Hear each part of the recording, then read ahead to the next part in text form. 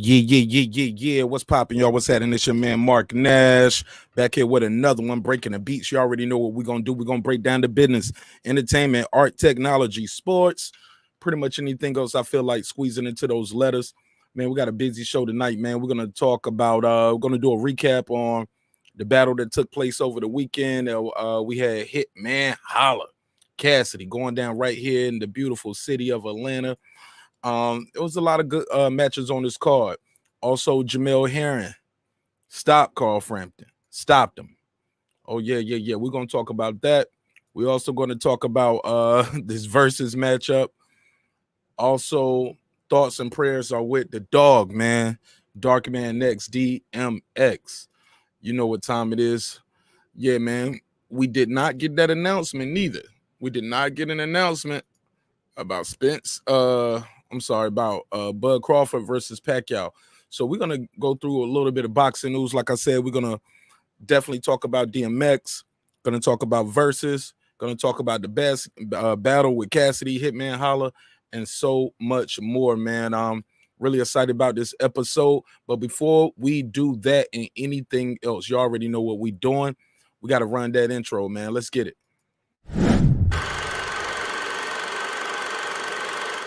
This that squad sound. This is me,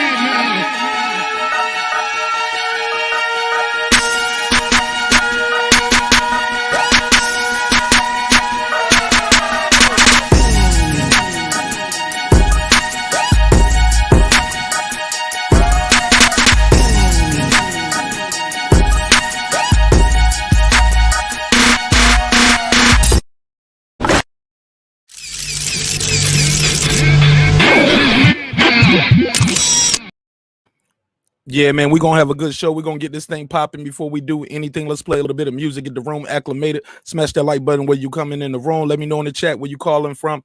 I said, where you calling from? Where you watching the show from? Also, I'm going to put the phone line up and let everybody call in too. All right, let's run a record real quick. This that squad sound.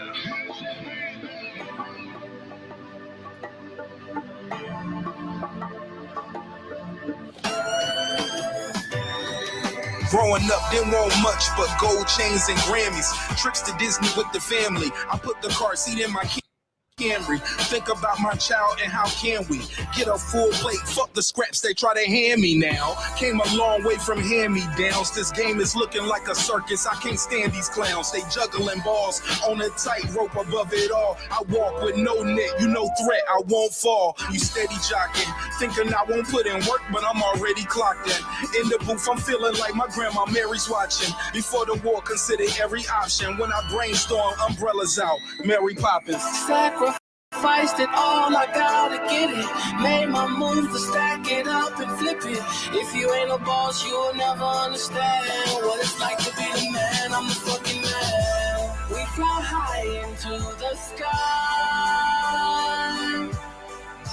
Out of the gutter, we made it alive. If my niggas need me, I'll be right there in the quickness. Not one single hair on my head is timid. Still dwell in the spots where you scared to visit. You so square, don't get it. Wasn't there, didn't live it. Painting pictures over here so clear and vivid. Know it's haters over there trying to smear the image. 22 on my back like Emmett. I wake up before the roosters rise, chasing the chicken. No suit and tie, give you the business. Fourth down in inches. This is for the championship, not no scrimmage. My mama ain't raised no bitch. I don't do gimmicks. I'll see you in hell before I let you see me finished. Sacrificed it all, I gotta get it. Made my move to stack it up and flip it. If you ain't a boss, you'll never understand what it's like to be the man. I'm the fucking man. We fly high into the sky. Out of the gutter, we made it alive, alive, alive.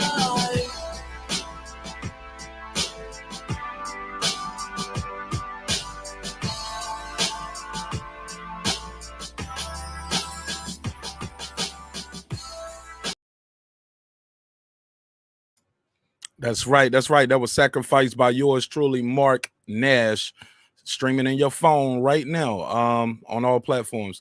I'm gonna run one more. I'm gonna play, as you know it, Mr. Everything. You put it down, that's why I stay around. You put it down, you put it down, you put it down. That's why I'm. Hold up. Make sure this audio coming in right. I know I tried to do this last week. Tried to switch from one song to another song a little too fast, and it did not come through. And nobody even told me, but it's all good. So let me make sure I share the screen properly. Bam, Mr. Everything, share that audio. Man, we're gonna have a good time tonight. We're gonna have a lot of jokes, a lot of serious stuff, but yeah, definitely a good conversation. Let's run it. You put it down, that's why I stay around. You put it down, that's why I stay around. You put it down, you put it down, you put it down. That's why I'm Mr. Everything.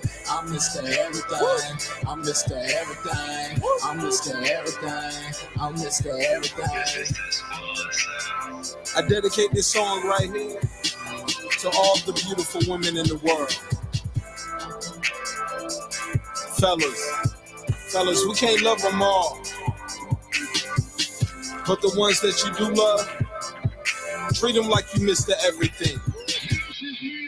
I'm Mr. Everything, Mr. Anything, so cool. You can tell by the pinky ring, Mr. Put It Down. When I put it down, call me Mr. Did His Thing. Call me and I'll take you far. Call me and I'll make you a star. Make you hot, make you pop. Call me Mr. Never Miss the Spot. Call me whenever you want to get throwed. I'll warm you up if you Christmas cold. Kiss every spot, won't miss your toes. I don't really need no mistletoe. I sound the same, but let's hop a plane. Go to Spain and forget them hoes. Get baggage claim, no baggage back. Promise, baby, you won't miss them clothes. Nah, you don't need no luggage. I said it, you know I doesn't. Spend my money on you like fuck it. Going hard like Brown for a bucket. You gon' make me blow my budget. I'm scared of you cause you Theraflu and I'm so sick. You the remedy, damn. Look what you did to me, girl. You put it down, that's why I stay around. Always make you smile for you. I'll be a clown, be your lover or your brother. Shopping buddy, your cutting. Whatever you need, baby, ask it up, man. I'll be your Mr. Everything. Mr. Everything. Mr. Everything, Mr. Everything. For you, I put to anything and everything, any and everything. I'm Mr. Everything, yeah. You put it down, that's why I stay around. You put it down, that's why I'm Mr. Everything. I'm Mr. Everything. First two. I'm Mr. Everything. Let's keep the same balance, but let's hit the pocket difference. I'm Mr. Everything. She's a freak, I bet. Yeah, I can put that on the set. Yeah, I can put that in the Benz. Woo, I can put that on a jet. Yeah, she turn up for the check. Woo, love when she do what she did. Yeah, she don't do this normally, but she going in for the kid. Yeah, I go in for the kill. Yeah, like I'm about to go in for a bid. Yeah, that's your girl, my bad. Yeah, nigga, it is what it is. Yeah, tell a fella this, go to church for fellowship. I ain't gotta steal your bitch. I tell her this, look, I'm Mr. Everything. That dude is popping. I treat your kids like they my kids. I take them school shopping. I'm Mr. Everything. Plus, I know you need options, so I do anything. But compared to you, I ain't did a thing. You know why? You put it down. That's why I stay around. Always make you smile for you. I'll be a clown, be your lover or your brother. Shopping buddy, your cutting. Whatever you need, baby, ask it up, man. I'll be your Mr. Everything. Mr. Everything. Mr. Everything. Mr. Everything. For you, I put to anything and everything. Any and everything. I'm Mr. Everything, yeah. You put it down, that's why I stay around. You put it down, that's why I'm Mr. Everything. I'm Mr. Everything. I'm Mr. Everything. I'm Mr. Everything. I'm Mr. Everything. You put it down, that's why I stay around. You put it down, that's why I stay around. You put it down, you put it down, you put it down. That's why I'm Mr. Everything. I'm Mr. Everything. I'm Mr. Everything. I'm Mr. Everything. I'm Mr. Everything.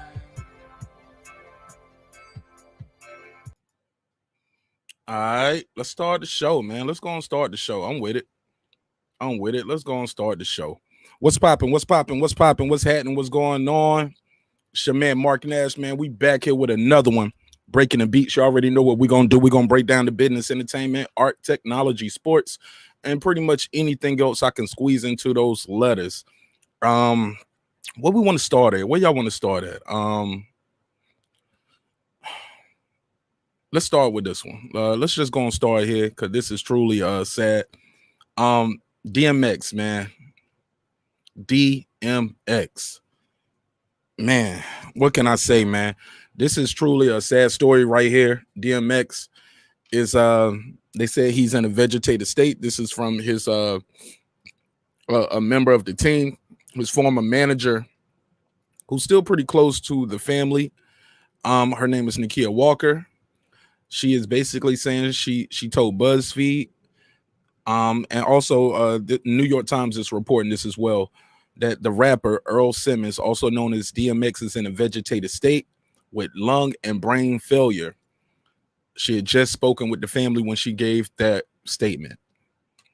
Truly, truly, truly, truly upsetting. Truly sad, man. We just saw DMX on Verzuz. I think we just saw him again on Drink Champs too. And he looked good. He looked good. He sounded good. Pause. And this is just shocking, man. I heard that the police are looking for the drug dealers in Yonkers who sold him the drugs, and they're planning on charging him. Wait for it. Charging him with murder. Yeah, that means DMX might not make it. They trying to charge him with murder. It almost seems like they know, because it's a statement out there from his lawyer. His lawyer said, yeah, DMX isn't doing too good right now, and he is aware of DMX's medical condition, but he's not disclosing it out of respect to the family. It's a large crowd gathered in front of the hospital where DMX is at. They're doing a vigil. Yes, hundreds of people out there just praying for him. And yeah, man, this is truly unfortunate. It's truly unfortunate. I love DMX music. Definitely helped me through some rough times in my life. And yeah, this is sad, man. I think his ex-wife is there, his fiance, you know what I'm saying? Like his ex-wife, his kids, his fiance. It's a whole bunch of people out there. Just trying to show some support for DMX. This is coming from TMZ. I'll share the screen real quick, guys.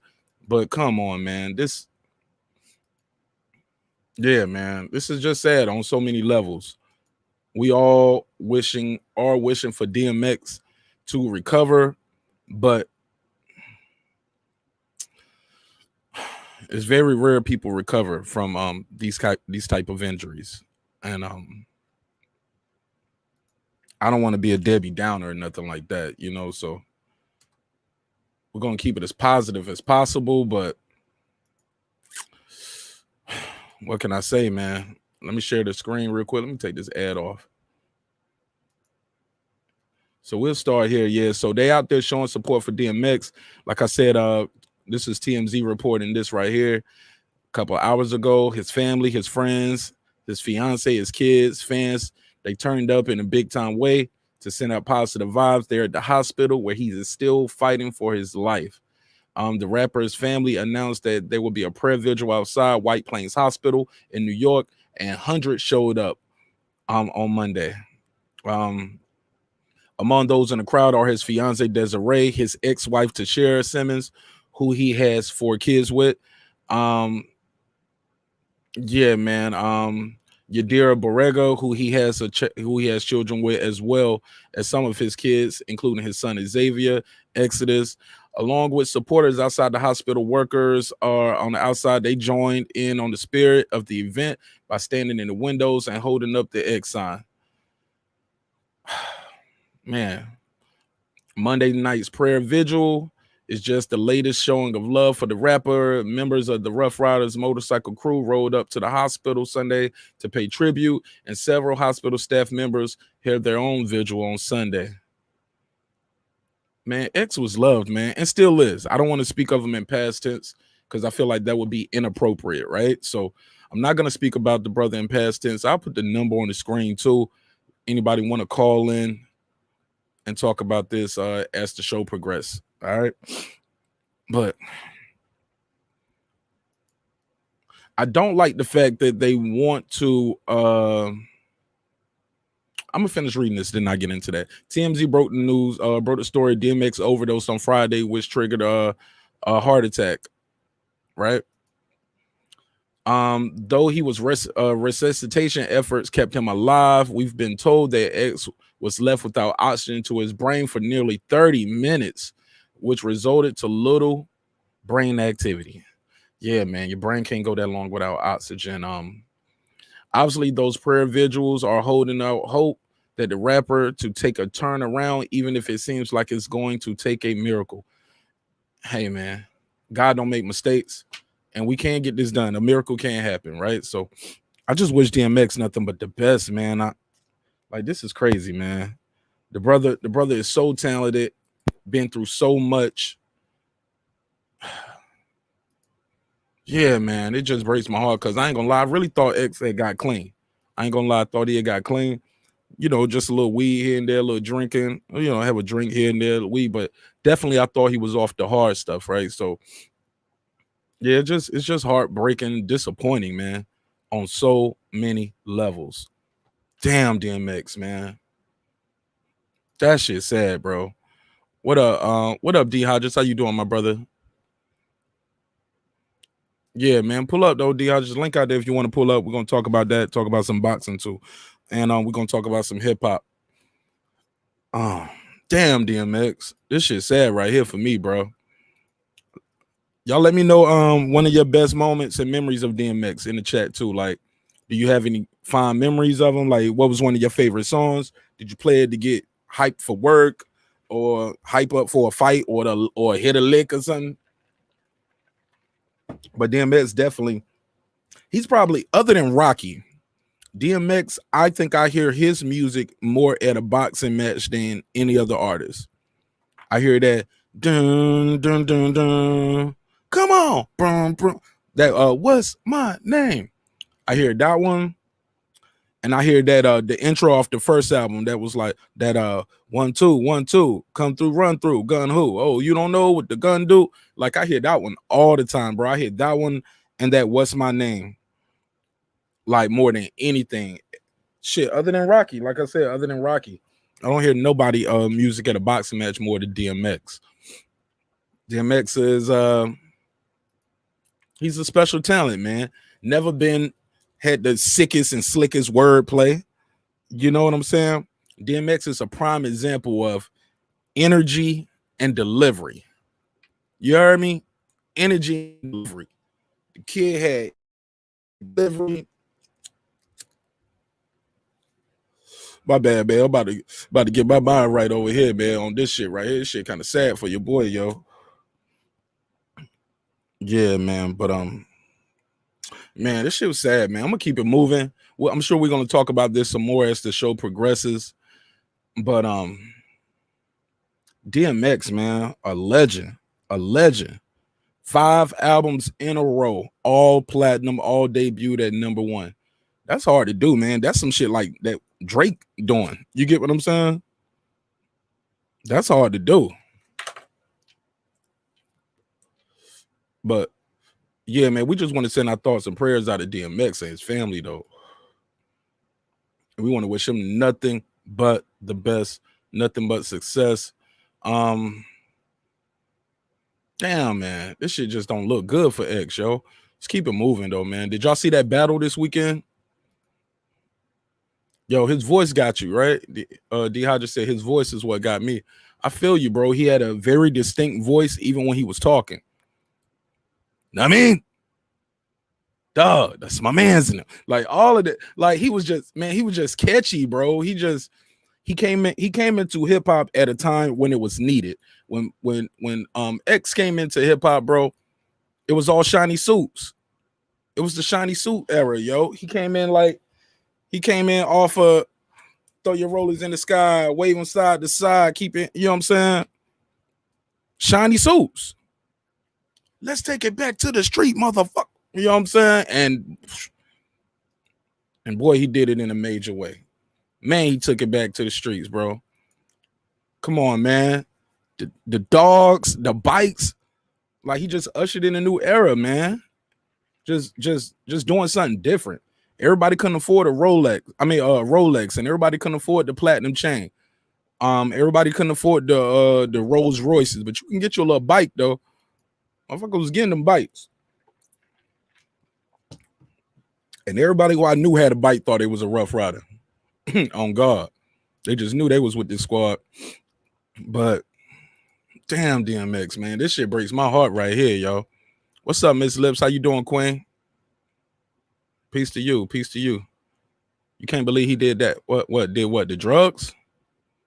I don't get it. I don't know what you mean. Can't believe he did that. Man, shit. Motherfuckers do drugs, man. That shit gonna happen. And a rock star lifestyle. You definitely gonna get that happen. I can't believe it affected him like that. I don't know if he got a bad pack, if he did too much, if he was mixing medicine. You get what I'm saying? With drugs.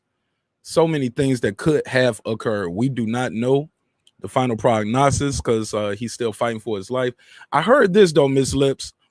I heard they are looking for the drug dealer to arrest the drug dealer. So I don't know if they looking at the drugs already. Like, nigga, you sold him some bullshit. You sold him some rat poison or something, nigga. Like, I don't know if that's what's popping. But I'm gonna be honest with y'all. I got a weird take on this, and y'all might not like it. But I want to know what y'all think. Do y'all think drug dealers should be arrested?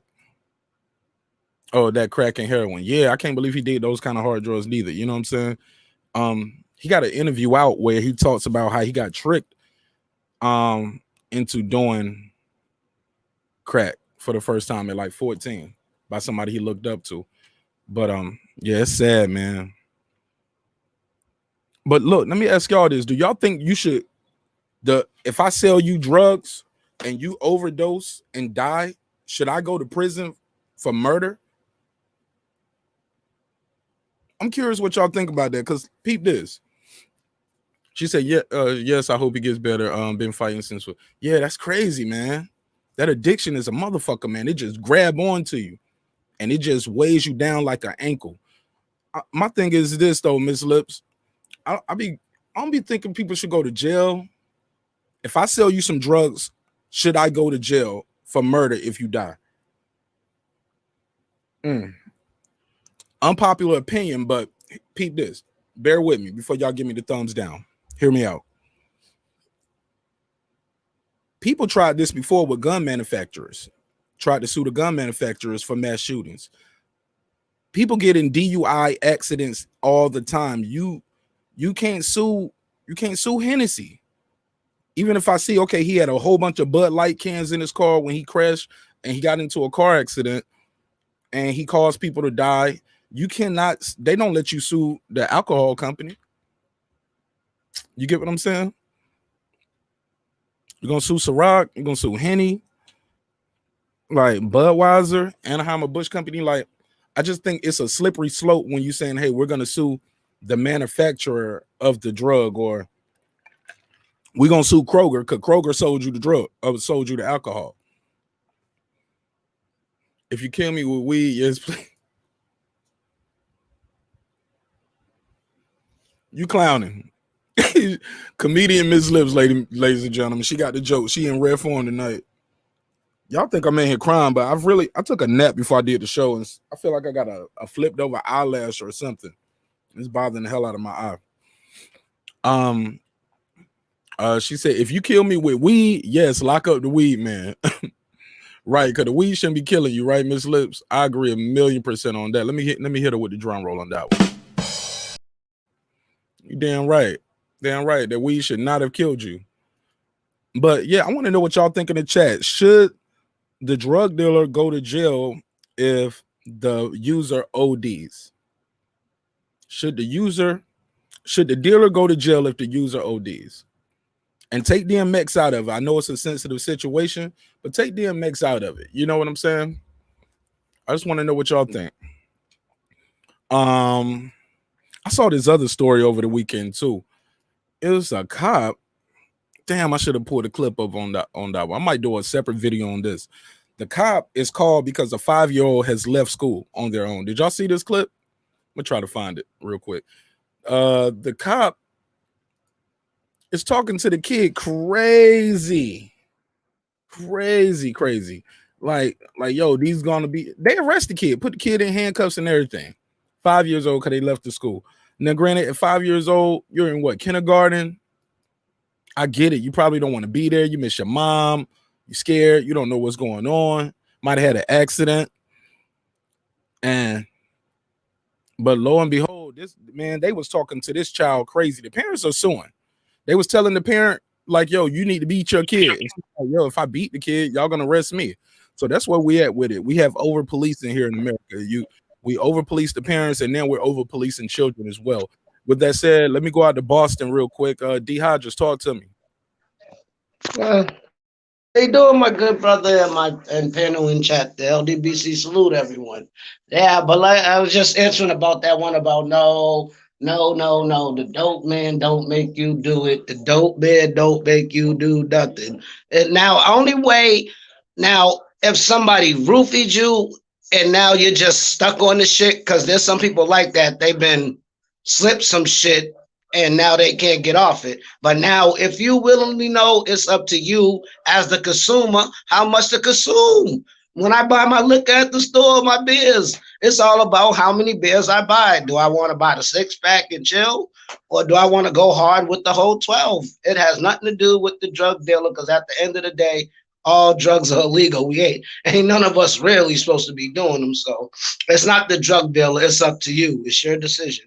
D Hodges, respectfully, some drugs are legal, and people overuse them, like codeine, Xans. Oh no, the lean that people sip. The pills. Oh, I know about. I mean, just drugs in general. Shoot, alcohol. But when we dealing with cocaine and crack, like, that's a different thing. I get it, right? And heroin and all that other stuff. But look, that's what's in the lean, though. That's how people go from sipping lean to doing heroin. Yeah, you get what I'm saying? I ain't lying, bro. This just some street shit that niggas tell me, because I ain't never did none of that shit, bro. I never sipped no lean, and I never shot no heroin. Because I did an ecstasy pill before. I ain't gonna lie. I drank a 40 of Sail Reserve. I drank a whole half pint of Southern Comfort 100 proof, and took an E pill with 5 blunts of perp. It didn't do me, so I quit. I took Xans, though. I took Xans, but I had a prescription. So, but you know what I mean, though. It's like it's all about to you and how the high affects you. See, the only reason why I didn't do it, because that was an 11-hour of a shitty high, dog. I can't sleep. My mouth is so dry. I get this big split in the middle of my lip because I can't put chapstick on it. Like, so yeah, it's all about how much you consume and what you consume. But at the end of the day, it's never the dope man's fault, because you don't have to buy it from him. Right. Somebody shout out to King Mitch, my brother. He said overdosing is different from selling a custody a bad batch. If you selling bullshit, you should be held accountable. Overdose is on the user, in my opinion. I get it, King Mitch, but peep this though. How do I know if it's a bad batch? I don't do it.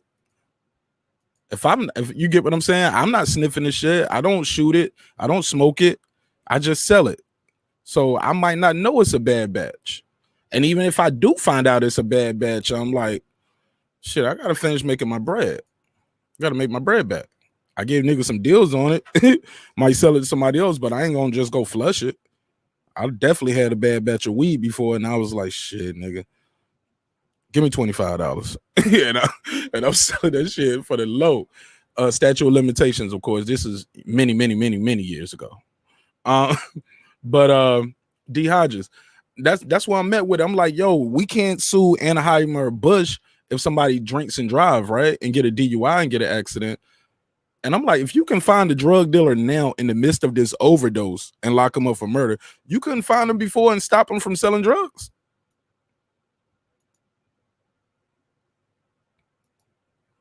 Yo, that's true facts, bro. True facts. Yeah, man, this shit's sad right here, man. We're gonna keep it moving though, man. We're gonna pass it around and talk about a couple of subjects real quick. Hey, did you catch that Cassidy? And I'm sure we'll revisit this. The number's on the screen if anybody wants to call in. If you call in international, just add me on Skype and you can hold on. Oh shit. Yeah, that's good. Yeah, if you call in international, add me on Skype and it'll be free. Everybody else here in America, you already know what time it is. Just call in. I'm gonna beam you right in. The link is out there if you want to join the panel, chop it up with it as well. Let's keep it moving. Did you see Cassidy versus Hitman Holla?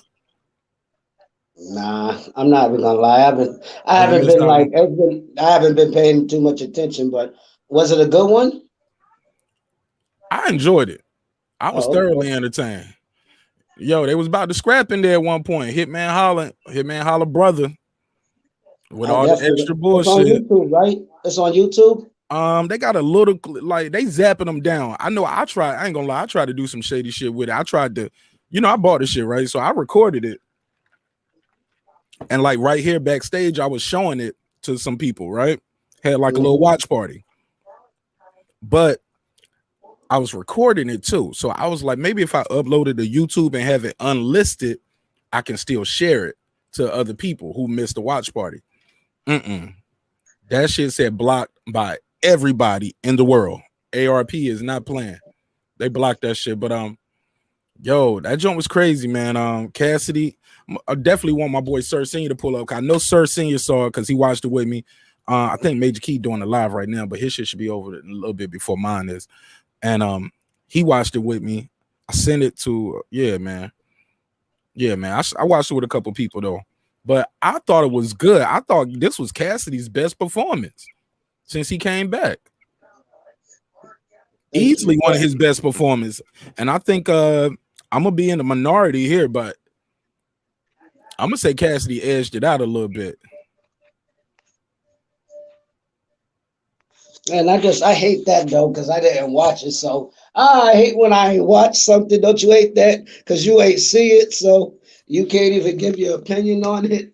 I gotta wait for you to see it, man. Just email me, bro. My email in the description block. I'll put it on the screen. Just email me, bro. I gotta wait for you to see it, man. All right. Yep. All right. So definitely will do that. We'll keep it moving real quick and pass it around to a topic that you did see why I got you here. Like to be a good host and chop it up with the guests. Yo, did you see the fight? You missed the fight too?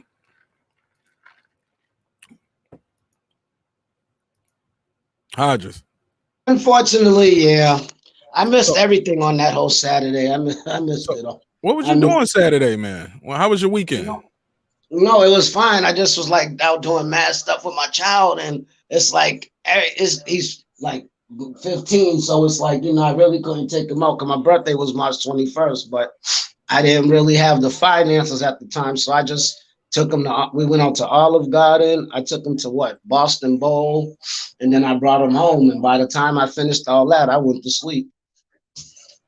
But it's easy because I can go on YouTube and watch the boxers, so I'm not worried about it. Yeah, it's hard to catch some of them battles, man. But I'm gonna tell you like this. I thought Cassidy got it 2-1, bro. I ain't gonna lie. I'm in the minority here. I thought Cass edged him out 2-1. Like something like the schemes, like some of the shit Hitman Holla was doing, it was just like some wilding out bars. Like, nigga, like what? Some cheesy shit. What I like, Cassidy brought up a lot of shit from that from the face off, like about the dude grabbing the bag. I'll say the dude, like I don't know his name, like about Hitman Holla grabbing the bag.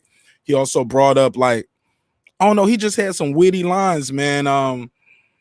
He told a story about how it's like, how he met Hitman Holla like years ago, and he signed an autograph for him on a basketball. Like, nigga, I don't even play basketball. Y'all got me signing this nigga basketball. Ironically, later on, Hitman Holla tells the story in his verse, almost like he knew Cass was gonna bring it up.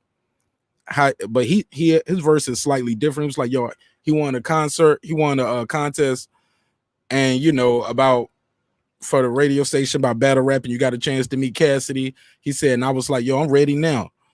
And Cass laughed it off, and he was like, all them years later, I'm standing in front of you. Still sound like a fan to me. And he had a lot of people out there booing. And like, that's why I can't just go with what the crowd was doing. Cause Cassidy might have been like, hey, yo. And then they'll go, boo. I'm like, shorty, he ain't even spit a ball yet. And it was some girls right up front. that wherever, I don't know if they was up front, but they right by wherever that cameraman mic is, because her boos were loud and obnoxious. Like she was just redundant, bro. Like she wouldn't give up. She was like, "Get the fuck out of here!" Like she was just hard on Cass. But Hitman Holla went first. He had a strong round. Strong round was pretty good, but then some boos came in.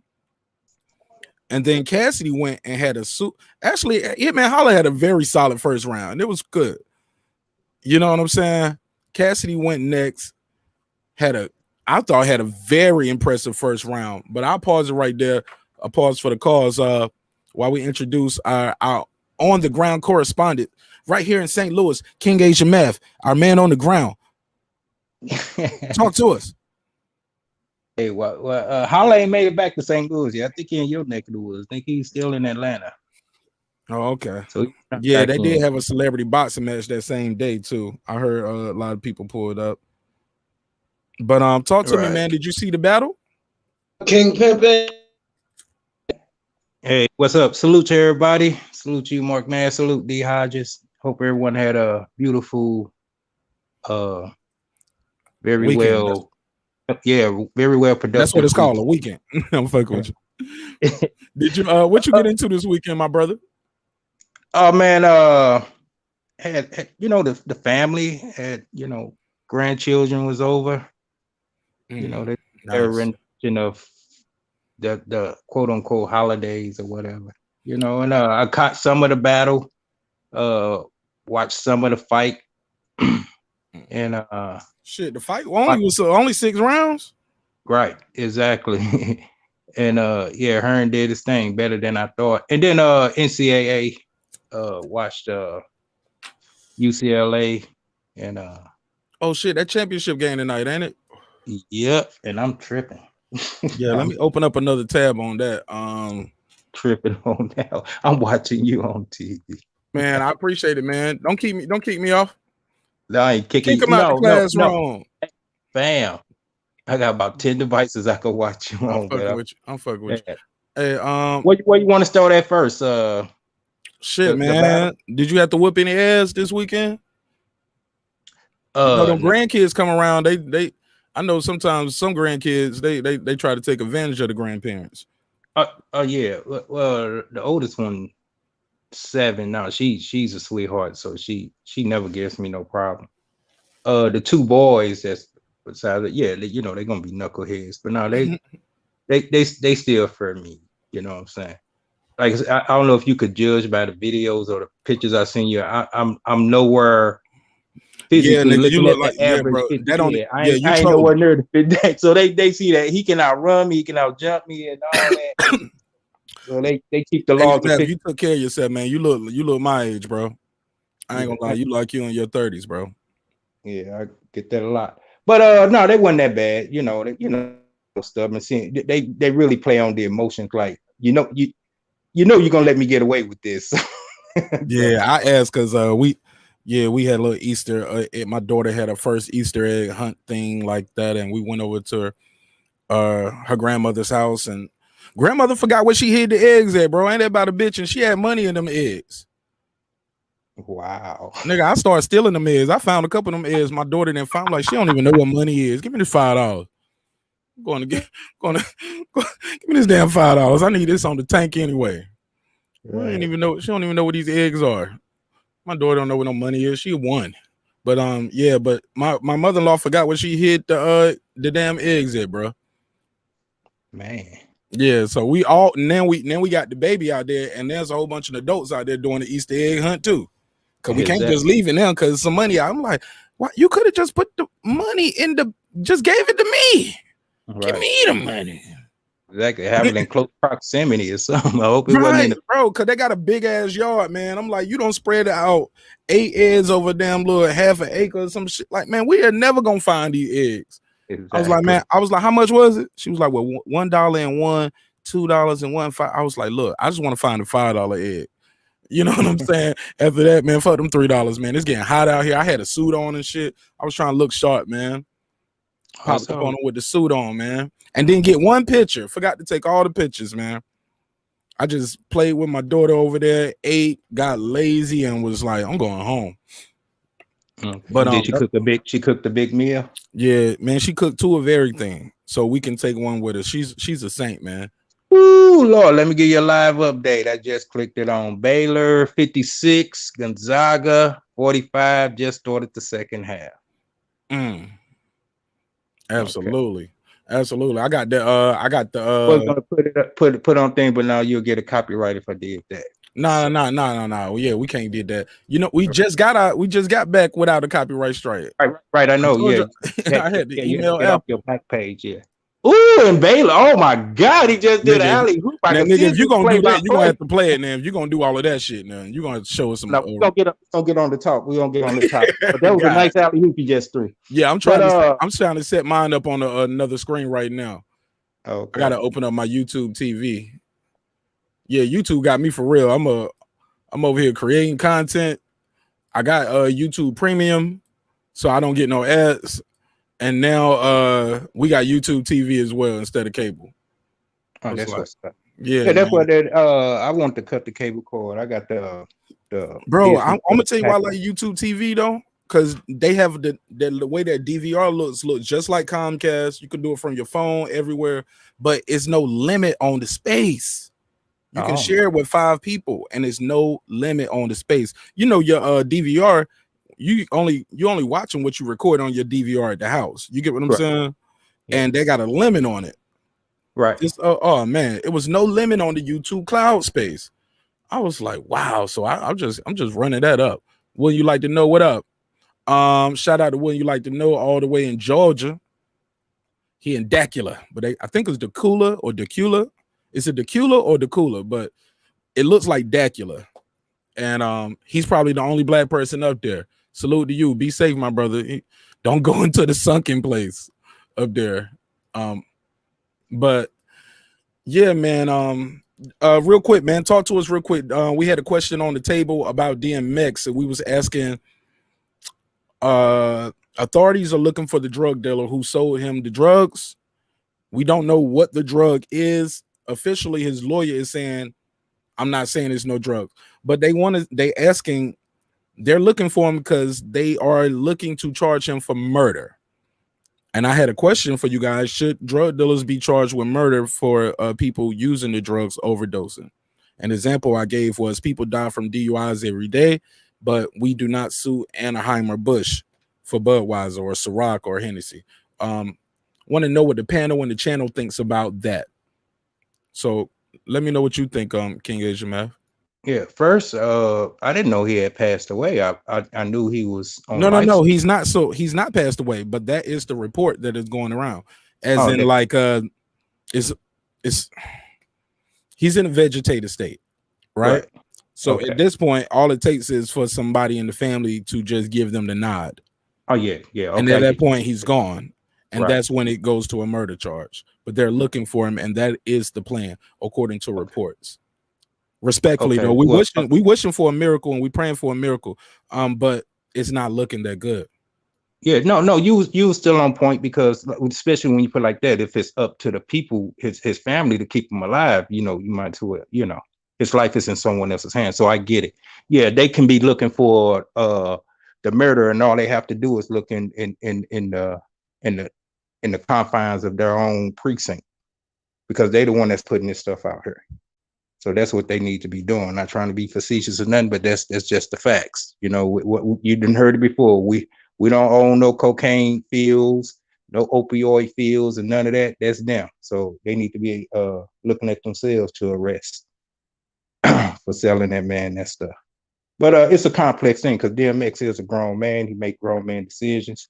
He's very well knowledgeable of what to put in his body, what not to put in his body. I mean, I don't know if he voluntarily took it either, so I can't really speak too much in depth on that. But I'll just stick to what I'm saying. That this system is what's polluting our streets and our neighborhoods, and a lot of these people they're making that stuff available for them. So they should start with themselves first. Then for the person that who last hand it touched before it touched his, I get it. they could be held accountable as well. Which probably one of them. You know what I'm saying? I agree. DMX, he used to pretend like he was a cop. You The wild. cop that came and Yo, dropped the stuff off to him. Real facts. Him and Ja Rule was together when he did that. when he I don't when know he if he was at the smoked. airport, when he was at the airport doing, Yeah, and he flicked the lights on. yeah, he stole a cop car or No, something. no, It was no, something. no, no, no. I heard him tell the story on the Breakfast Club, but he didn't say Ja was with him. But he basically was Yeah. on the way to the airport, and he had like a SUV. I want to say it was like a Suburban, but he Right. had it, souped up with police lights. Money Okay. can buy that shit. So, Right. and he would do that every now and then. He was in a rush, cut the lights on, get where he need to go, and then cut them back off real quick. You know what I'm saying? But Okay. he said this motherfucker was in front of me, won't respecting my lights. Yeah. So he pulled him over. Mm-hmm. So might have been a cop. Like he walked up to the nigga, give me your lights. Do you see my lights? I'm like, nigga, you DMX. And then a real cop Now, pulled up. We're not making light of DMX situation. Not at all, man. Much prayers to him. Hope he pulled through. Yeah, But, these are anecdotes, man. We're trying to think of funny moments and moments about Right. DMX to make you smile, not make you sad, right? And if y'all have a favorite DMX song, put it in the chat, put it in the comment. Let me know your favorite DMX song and let me know why. But go ahead, HMA. I'm sorry. But yeah, there should be people held accountable, including X itself. And I'm praying that he comes up out of this and he have a new outlook on life and understand the severity of the opioids, because it was like a heroin, right? I don't know. I do not know what. I'm just going. I heard overdose. So yeah, man. I don't know. But usually like fentanyl and some type of opioid. But I'm keep hearing cocaine as well. So I don't know. It's still like multiple sources reporting on it. So it's hard to say. But hopefully this would be like the last time we hear about him in substance abuse. He's been on Fix My Life and a bunch of other stuff over the years. And sometimes you got to go to the brink of destruction to, just make that turnaround. Like, nope, not me. Yo, slipping. You know what I'm saying? But somebody, my man wouldn't like you when you like to know said slipping is his favorite song. Well, he said I like slipping. I like how's it going down, man. With every games that being played, how's it going down? It's on till it's gone. Man, what? Yeah. Oh, mine was dun dun dun dun dun dun dun dun dun dun. Oh, that yeah, him and Fisto. Bro, and that shit was a smash, yo. That shit was a banger. And I remember people was trying to get on him for like, yeah, I remember that. Like that song, people was like low-key hating at first. Like, yo, he got a song with Cisco, nigga. That nigga all went pop and crossed over. And then the video came out and people was like, never mind. Exactly. Never mind. They was like, okay. They all on board. Can I fit in that Ferrari? No, come on, bro. Look, somebody was talking about this. I want to say it was Cat Williams. He was talking about how before you get out of here, sometimes God let you run them bases one more time. Like with Rick James before he passed away. John Witherspoon, Bernie Mac. Like these guys was having a resurgence of success at a entirely different level, and then gone. And I was like, yo, they did just have that DMX challenge where it was like Brenda, Letitia, Linda, they come in with that names and go through all the names. And he did verses, he was on Dream Champs, and I'm like, his brother running them bases again, man. I never thought that we would be discussing this song. Rough Riders Anthem. Yo, the remix for me though, it's the remix. I love the first version, but the remix is crazy. Ironically, a funny story about that. They said DMX didn't even want to do that song. He didn't like the beat and didn't want to do it, and Swiss had to talk him into it. And it was like, yo, you gotta do the stop and flow like da da da da da da da da da da da da da da da da da, and he was like, and then he went in and did it. because he couldn't even find the bop. They said he didn't like it. So yeah, man, we gonna keep it moving, man. I'll put the number back on the screen. Like I said, if you guys choose to call and the number be on the screen, and put that at the bottom. Yeah, but shout out to X, man. One of the all-time greats. He's definitely in top 25, not top 20. So you said you got close to the mic to say not top 20. I say if not top 20. Oh, I thought you said. Oh, I'm sorry, I didn't hear that part. It sounded like you said he's definitely top 25. But yeah, but moving around a little bit. Yeah, man. Talk to me, Supreme Beast. Did you see the battle? Pull up, nigga. Tell me who you thought won them joints. I want to go through the card. Can I segue to that one? Absolutely. Let's do it. Okay. Let's talk about this battle a little bit. The first thing I want to do, did it live up to the hype? And to me, it didn't. Do tell. Well, we know what the face-off was like. Crazy bananas. So I was expecting. Now Cassidy did up his game, and I'm struggling with this because that's the homeboy, that's the hometown cat. I'm yet to hear his post battle speak on it, but if he's gonna be truly honest, I don't think he came with his A game, and I'm not giving excuses because when you step up on that stage, who didn't give that A game? I'm sorry. Oh, my bad. Hitman Holla. Okay, that's what you mean. Because that's who I predicted to win. When we did the thing Friday, I predicted him to win. But Cassidy kept coming out of my mouth, and I guess that's probably why. Now, and I did say, in fairness, yes, I picked Hitman Holla to win. But I say, but if Cassidy up his game, it's gonna be like splitting hairs. And Cassidy up this game. I did kind of like doubt it. I was like, I don't know if he could. I don't know if he could, turn that curve enough. But hey, somebody putting in a dog. You gotta show up and show out. And salute to Cass. He did that. And that's why it's hard to pick a clear winner because I feel like both of them, let us down as far as the build up. I'm not saying it was anticlimactic. I mean, if you want to call bringing what's his Wild and Out cat Nick Cannon on stage for the ending as climax, cool. But I'm talking about for as bars go. Now that second round was classic. The third round, it was almost like a letdown.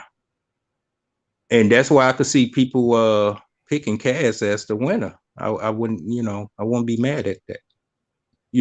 I would say we're old a rematch of them two, so we could get a rematch, bro. They ain't gonna do no rematch. That shit. I don't think it was successful enough for a rematch. Exactly. But you know what? We don't know what the pay-per-view number is gonna say. Pay-per-view numbers might be different because, like I said, they got my ass to buy the shit, and I ain't bought no battle in a long time. I think the last battle I bought might have been Cassidy versus Goods. Okay, that might have been the last battle I bought. That was the Goods won that clearly. Yeah, I gave that the Goods. Yeah, but in this battle right here, wouldn't you like to know? Shout out to you, my brother. Thank you for the donation. I do not take it lightly, and I don't take it for granted. Thank you so much. In this battle right here, I feel like they was hating on Cass before he even got started. They was already with the boo. All he said was, "Hey yo," but it was because I felt like that was retaliation because Hitman went and it was all right. It was his first round was good. Cassidy went and I thought Cass might have edged him with that first round. I thought he might have edged him. But we got a former, I believe a former league owner, an actual competitor. He a monster. He's been on the ground. He know what it feels like to be in these rooms and the crowd. He know what it feels like to be on stage hosting. He know what it feels like to be in that ring. Cadillac Red, Supreme Beast Boxing Talk. Thank you for pulling up. Welcome home, brother. What it do? Shit, you know what I'm saying? I can't call it back. You know what I'm saying? I hear y'all out here talking the battle shit. So I'm gonna jump on real quick. You know what I'm saying? We gonna break the beats. You know what I'm talking about? But salute, All right, man. Salute you. You hold on. Real talk. You the MVP, man. You know what I'm saying? You the MVP, man. You sent me them things in the clutch. You know what I'm saying? I only seen one of the joint, man. You sent me the other ones and shit, so I was able to check out. I didn't check out all of them. I seen the first half. You know what I'm saying? That you sent. I'm gonna check out the second half tomorrow and shit. It's all love. It's all love. Don't tell everybody I do that though, man. Niggas gonna be hit me up every battle. I paid for it. I paid for it. Yeah. I paid you for it. You know what I'm saying? It cost. I did. It costed me. So you know, it's all good. So talk to me. What cards did you see up here? Matter of fact, let's just go with the main event. You saw the main event, right? Yeah. The Hitman Holla. I don't know, man. To me, this was the best Cassidy I've seen, but Cassidy is kind of like battle rap has passed him. He looked like he looked like Robert De Niro in that thing. You know what I'm saying? In the old boxing movie. You know what I'm saying? That's how his style is. You know what I'm saying? If he battled in the battle Raging Bull. Yeah. No. Him and Sylvester Stallone. Oh shit. Oh shit. But nah. That was me. If he battled on the beat, like the one of the rap leagues, I don't know the name of it. They do the battles with the beats and shit. He a killer. He will kill anybody when it's on beat because he know how to play with that. But in the regular battle rap, it's just acapella, just him. I don't know, man. A lot of that shit, you know what I'm saying? It'd be too much. But his second round, he was spazzing. Y'all got me battling a nigga I signed an autograph for. Like he went, that whole shit when your dad, you let him call you, yo, Big Gerald. Yeah, like I was like, he did his research. Yeah, he didn't just come up here with some mixtape verses. Yeah, he definitely did. He did it, like I said, he did his thing, and I could understand 2-1 either way. This is a very debatable battle. But by it being so debatable is what make Hitman Holla look like a loser, because he's supposed to clearly dominate somebody like Cass. You know what I'm saying? Like how Arsenal dominated him. You know what I'm saying? Like how Goods dominated him. Like you're supposed to give that type of dominating performance against somebody like a Cassidy. You know what I'm saying? You gotta still hold that bar, and by making it so debatable, it's kind of like I can understand why he lost. He lost, B. Why somebody would say that. I didn't see and that. His brother lost his cool. Fucked the whole shit up. Right there. There was some goofy shit. They was on some goofy shit. Even like everything he was doing was goofy. He was like, he talking all these pounds and dope and all this gangster killer shit. Put the weed out. Y'all stop, please. Yeah, he did say stop smoking. Please. He don't want no smoke. I can't believe Cass didn't do a rebuttal about that. Yeah. Oh my God, that would have, bro. You know I would have hit him with a rebuttal for that. You would have too, probably. It was right there in the open. It was an alley-oop. I don't know, man. Like I said, I can understand 2-1 either way. You know what I'm saying? Honestly. But by it being so debatable, it makes Hitman look like a loser because he's supposed to be a top tier guy. His bro, but even though, not even just that though, he was like, come on, man. Like the ARP was telling somebody in the crowd to stop booing for him. He was like, yo, it was cool when your man was rapping, but chill now. But I was like, bro, niggas been trying to boo Cass. It's almost like Cass fans started it though. On Hitman's second verse. I feel like they started it on Hitman. On Hitman's first verse a little bit. This is what people don't understand. And I had to learn this from running the league. This is come from running the league doing events. The main event, if they not all on fire all the way, then it's going to be a trash event. It's going to be a trash battle because the fans are tired. They've been in this motherfucker all day drinking and smoking. Ain't no food in this motherfucker. And standing up. You know what I'm saying? If you niggas spit any filler, bro, nigga, what you going to do? Kick me out, nigga? I've been here all day. Fuck y'all. You know what I'm saying? Fuck y'all. That's how fans get towards the end of the night. The battles in the beginning and the battles at the end are always, you know what I'm saying, some shit with them. The battles in the middle, you're gonna get straight fire. Fuck around, get battle of the night, having them in the middle, the ones that sandwich in between. So that's what. So that's when the crowd are they're in the best spirits. The crowd is at the thickest. Yeah, you know what I'm saying? Yeah. The beginning, everybody ain't there yet. At the end, everybody's tired. Yeah, absolutely. Gotcha. You know what I'm saying? And like I said, it be and owners should take heed to that, man. Maybe niggas should start serving food in this motherfucker. Some water or something in this motherfucker. Right. You can't bring nothing in. Yeah, you know what I'm saying? Because niggas is high. And you can't and they don't even let niggas be doing the re-entry shit. Like, nah, nigga, you gotta stay here. Yeah. Like, nigga, I can't go to the store. Nope, you can smoke in here. Go ahead. No, I want to go to the store and get some water, nigga. Ain't no get water. A Gatorade, get a Hot Pocket from the gas station. Nah, you gotta do all that before you get here. That's crazy, yo. Why do y'all do that? What's the reason? When I did that shit, I tried my best to be at a bar somewhere where they had food. Shit, I want to eat. You know what I'm saying? Now, I made sure we, you know what I'm saying, we catered to that shit. Hell yeah. Why are the battles going so long if everybody's only doing 3-minute rounds? Why are these hour-long battles, 45-minute battles? Yeah, man, I don't know about that, man. 38-minute battles. A lot of that shit be entourage and niggas on stage. You know what I'm saying? And I've heard, and I want to say that's bullshit because you know what I'm saying, but you know, niggas sell stage passes. Right. You want to say, you know what I'm saying? Like if I'm battling Marq, you know what I'm saying? And I already know, but tell the people who don't know in the audience though. Yeah, it's five. Say we 5 deep.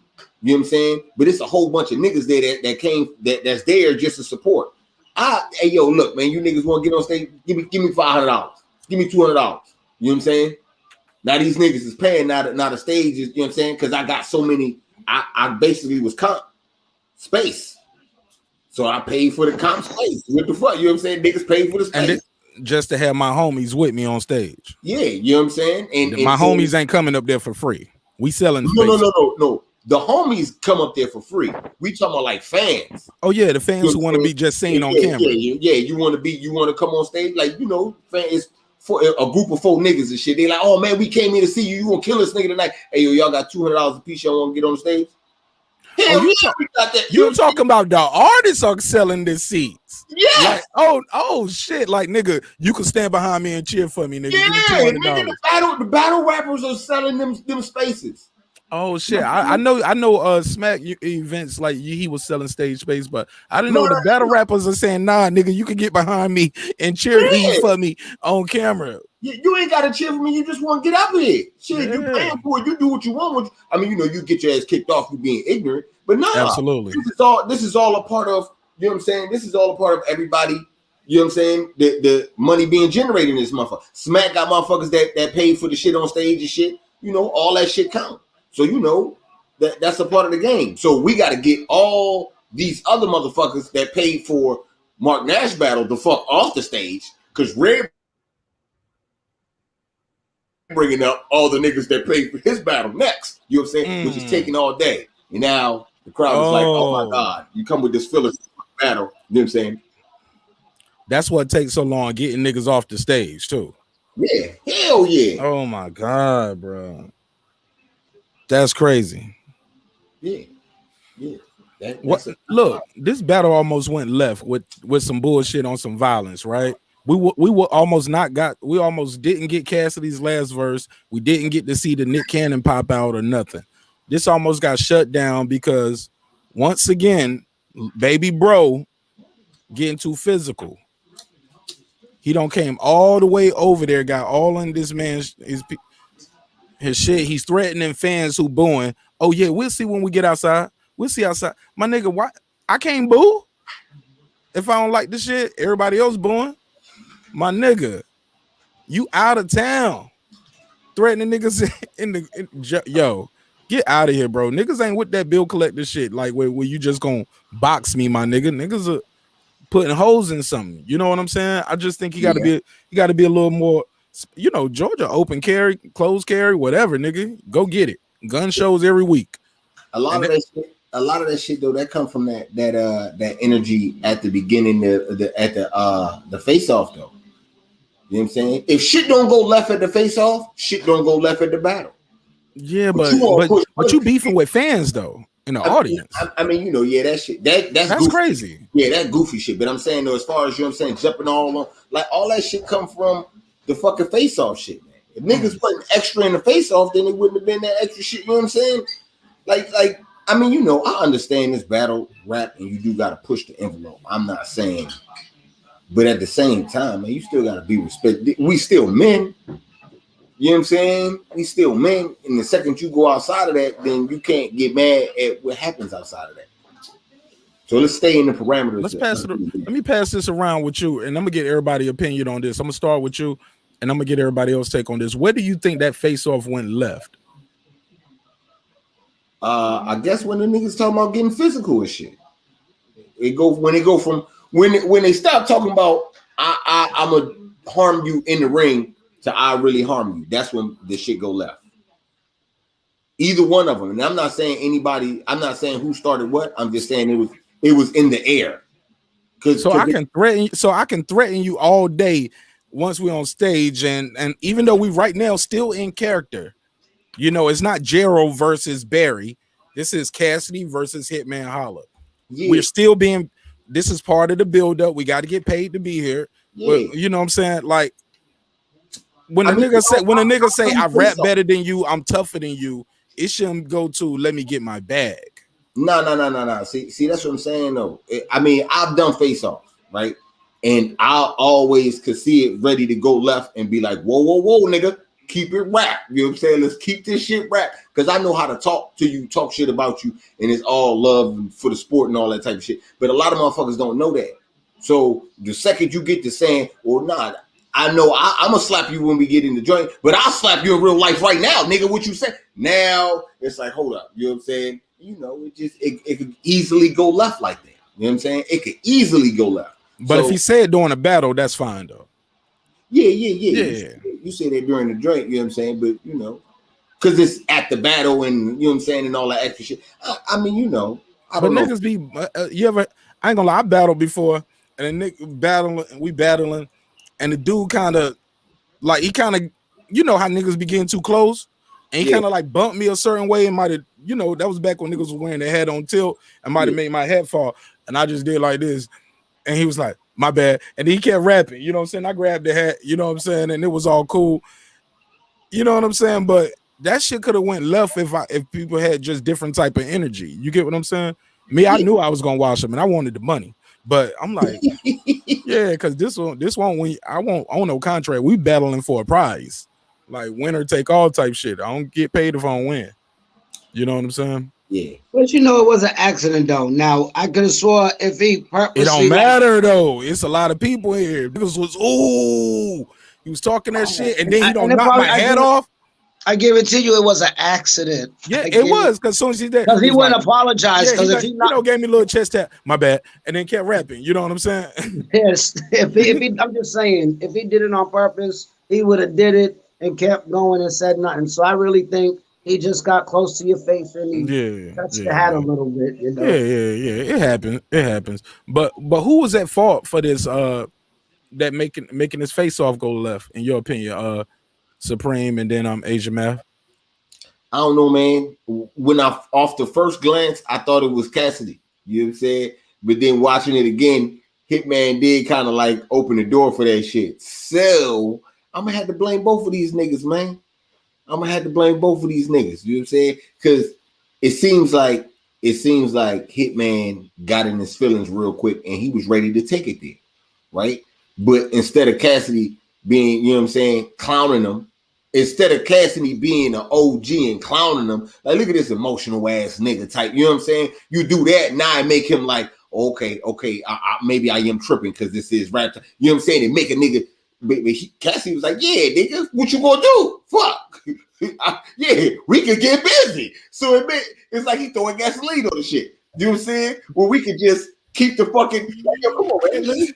Let's finish the face off. You niggas is fucking like hold up. So, you know, I mean, I don't know. Cass was like, however you wanted to go. However you wanted to go. Veins popping out of his neck and his forehead. However you wanted to go. Yeah, come on, Cass. Damn. You know what I'm saying? That nigga was like, threaten me again. Threaten me. I'm like, damn, Hitman. Like, damn, this nigga Hitman talking.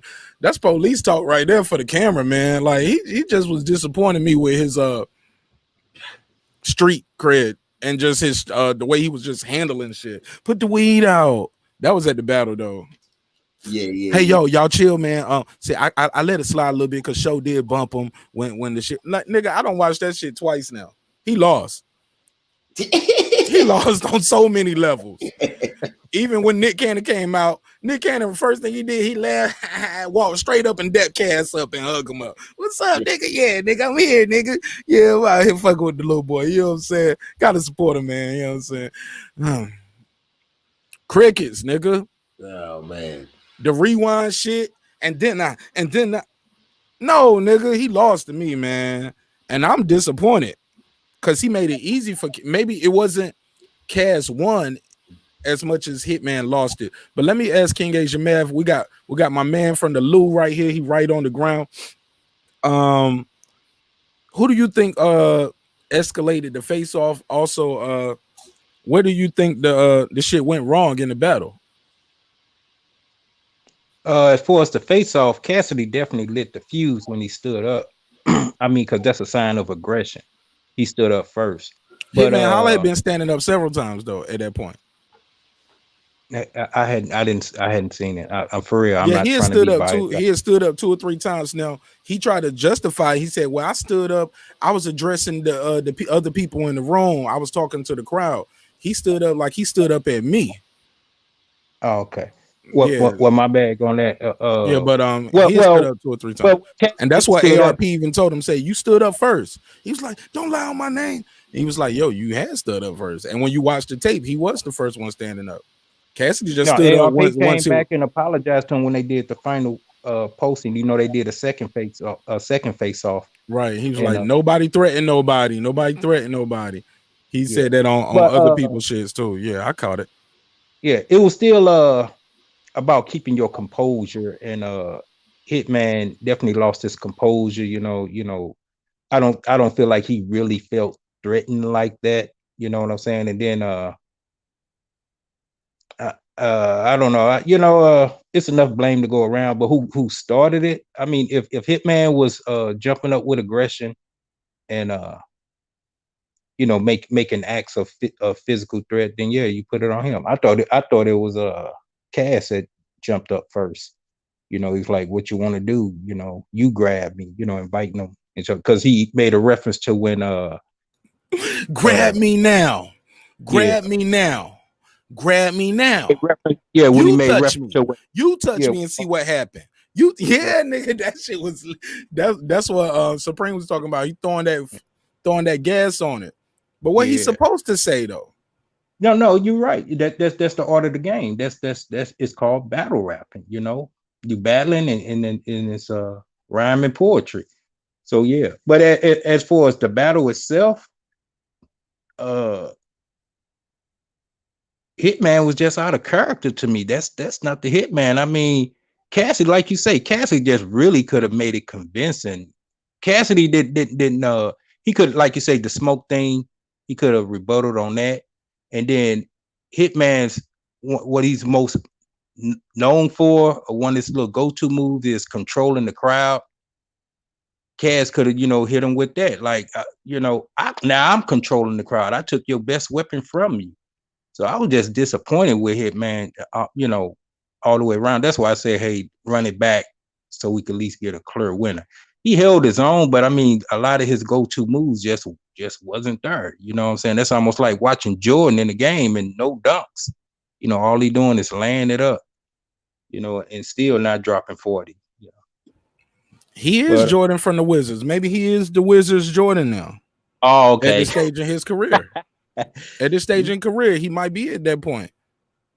He's Jordan on the Wizards. I don't cashed out several times over on this, and yeah, it's probably not his first love no more, but it is something he can go in right now and get a very nice check. Yeah, for what, 9 minutes of verses. Yeah. 3 verses, basically 3 songs, right? You got to write 3 songs about a nigga, man. Yeah. Yeah, he had more energy in the face-off than in the battle itself. And it's like he was relying on his brother to get in to get the energy going or whatever. But His brother I need to want to focus give on his Cat. own career, bro. He want to be a star so bad, but all his shit is about fighting. But he's not a boxer. Right. Yeah, man. Fuck out of here with that shit. Not in the battle rap. Like it's bad. Like imagine that shit got that bad, and this just happens to be the first time Nick Cannon was there, and we find out later.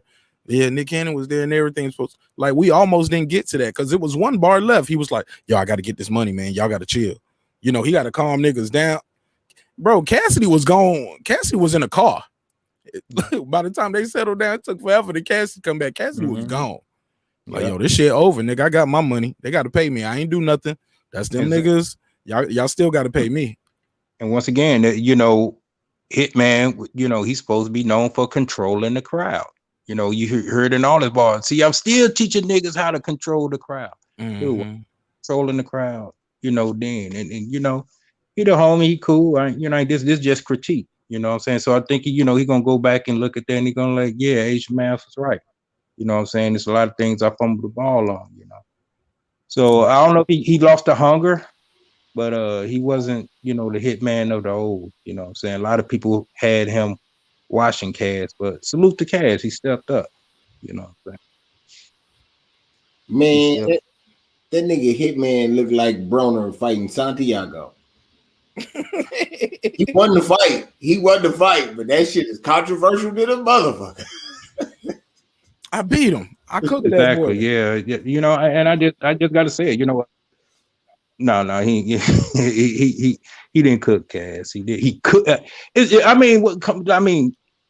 We still see what could have happened, but we ain't on what could have, would have, should have. We got the receipts. We saw what happened, and it's like Supreme Boxing just said, because it's so controversial that make Hitman look like the loser. You supposed to do this, dude.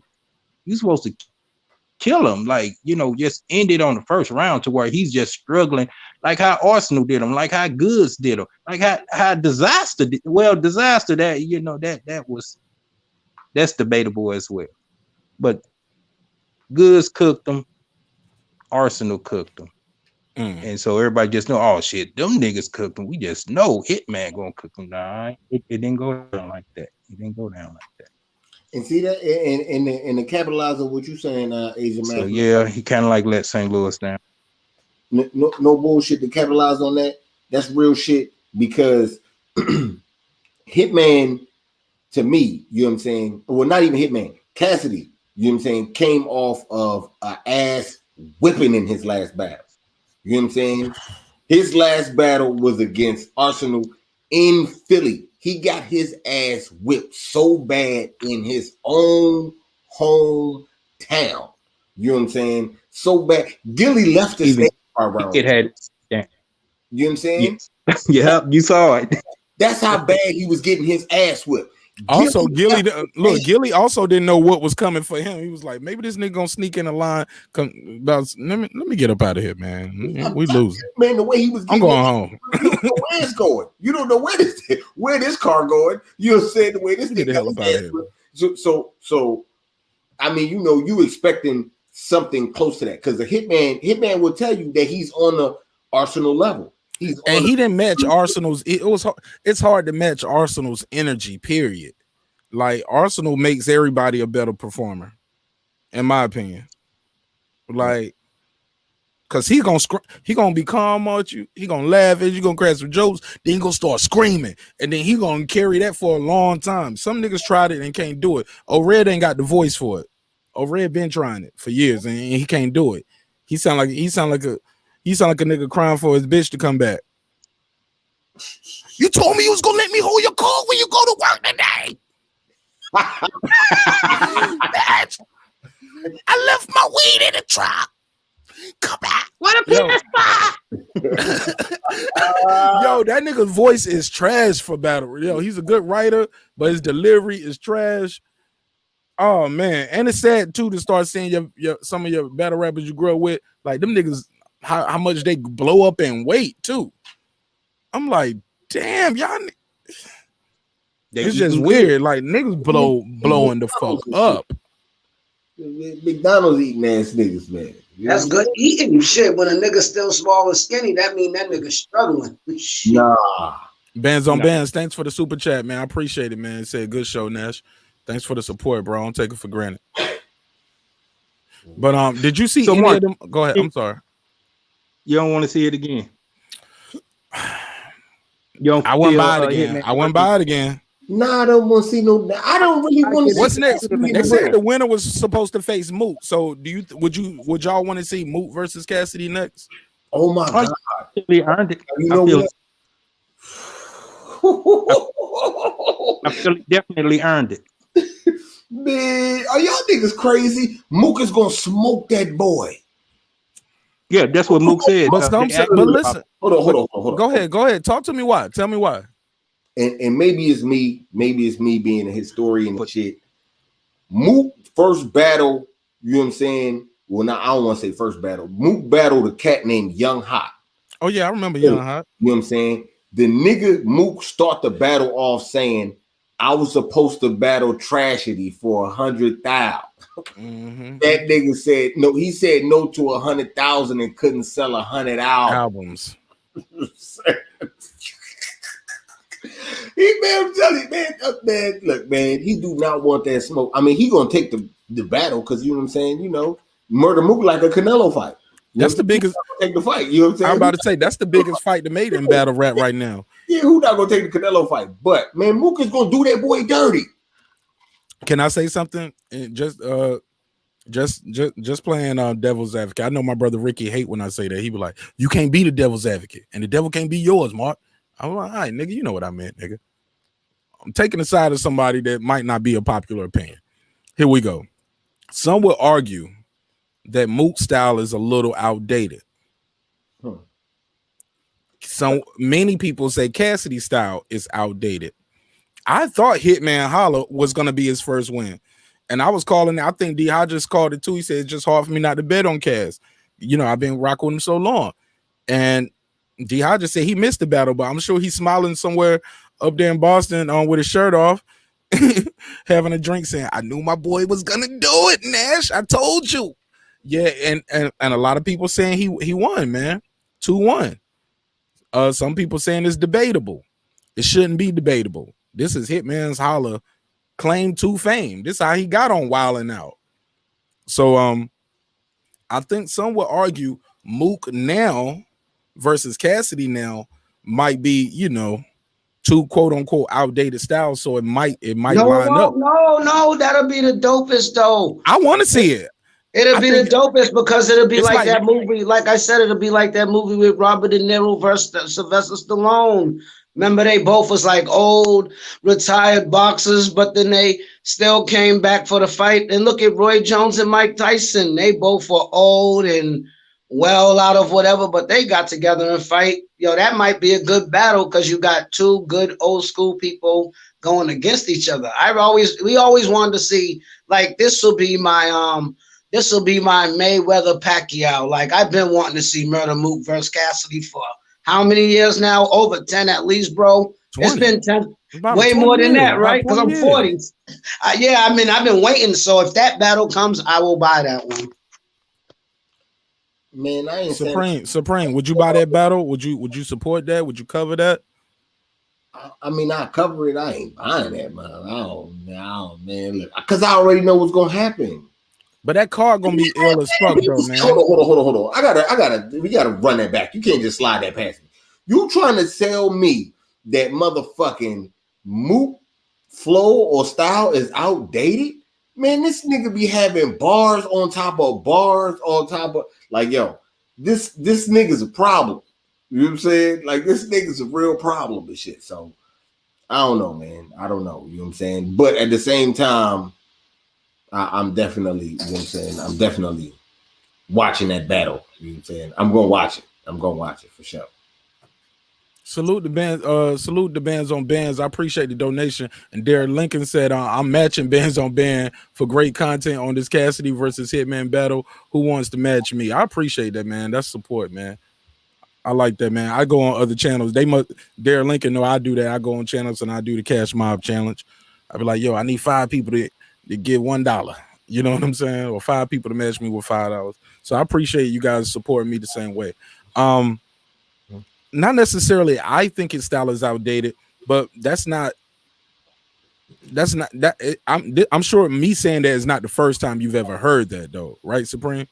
No. I mean, I have heard that, but when people saying that, it's because Mook is killing them.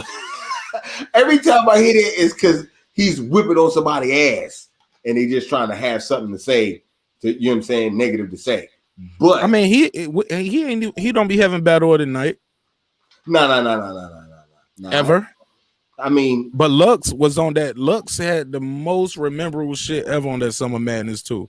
When he came out there with that casket and dressed in the suit, he took that, bringing gimmicks to a whole nother level, and battle rap changed forever since then. It's like he hit the reset mode. Yeah, I can't lie. Lux. He had the girls in there handing out obituaries with the boy face on it. They had a casket on stage. Here lies Calico. He dressed. You didn't even realize why he had the suit on at first, and then you see, oh, them niggas got a hearse outside. You didn't even realize that Calico was spazzing in the verse, like, y'all telling me show some respect. This nigga got a hearse outside, and bitch, where's my face? I was like, really? Yeah, you really lost this one. I didn't even know that, but thanks for telling me.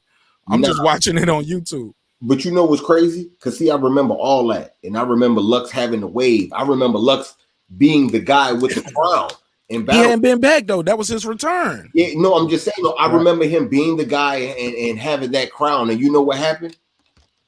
He battled Murder Mook on that Slaughterhouse Eminem shit, and Murder Mook beat him like 5 rounds. But even then, though, Murder Mook shit was that crowd was trash. Murder Mook was good. Man, no. Murder Mook shit fit that room. It's almost like certain styles fit certain rooms too. We can agree to that, right?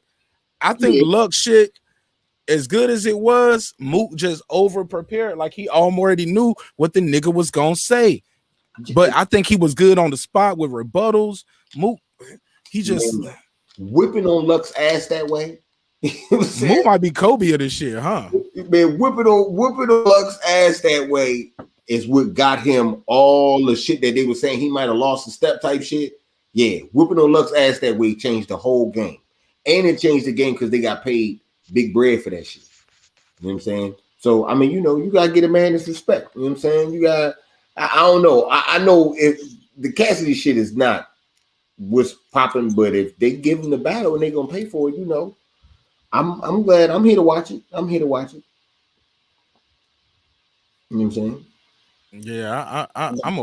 Yeah, man. I'm watching it, man, and I'll pay for that one, man. I support it. I know that undercard got to be crazy.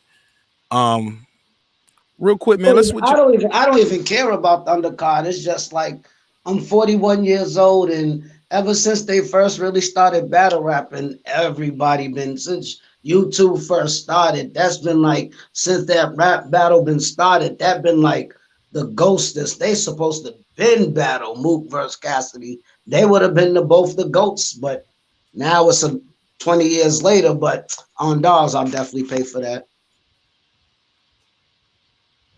Yeah, man, I gotta see it, man.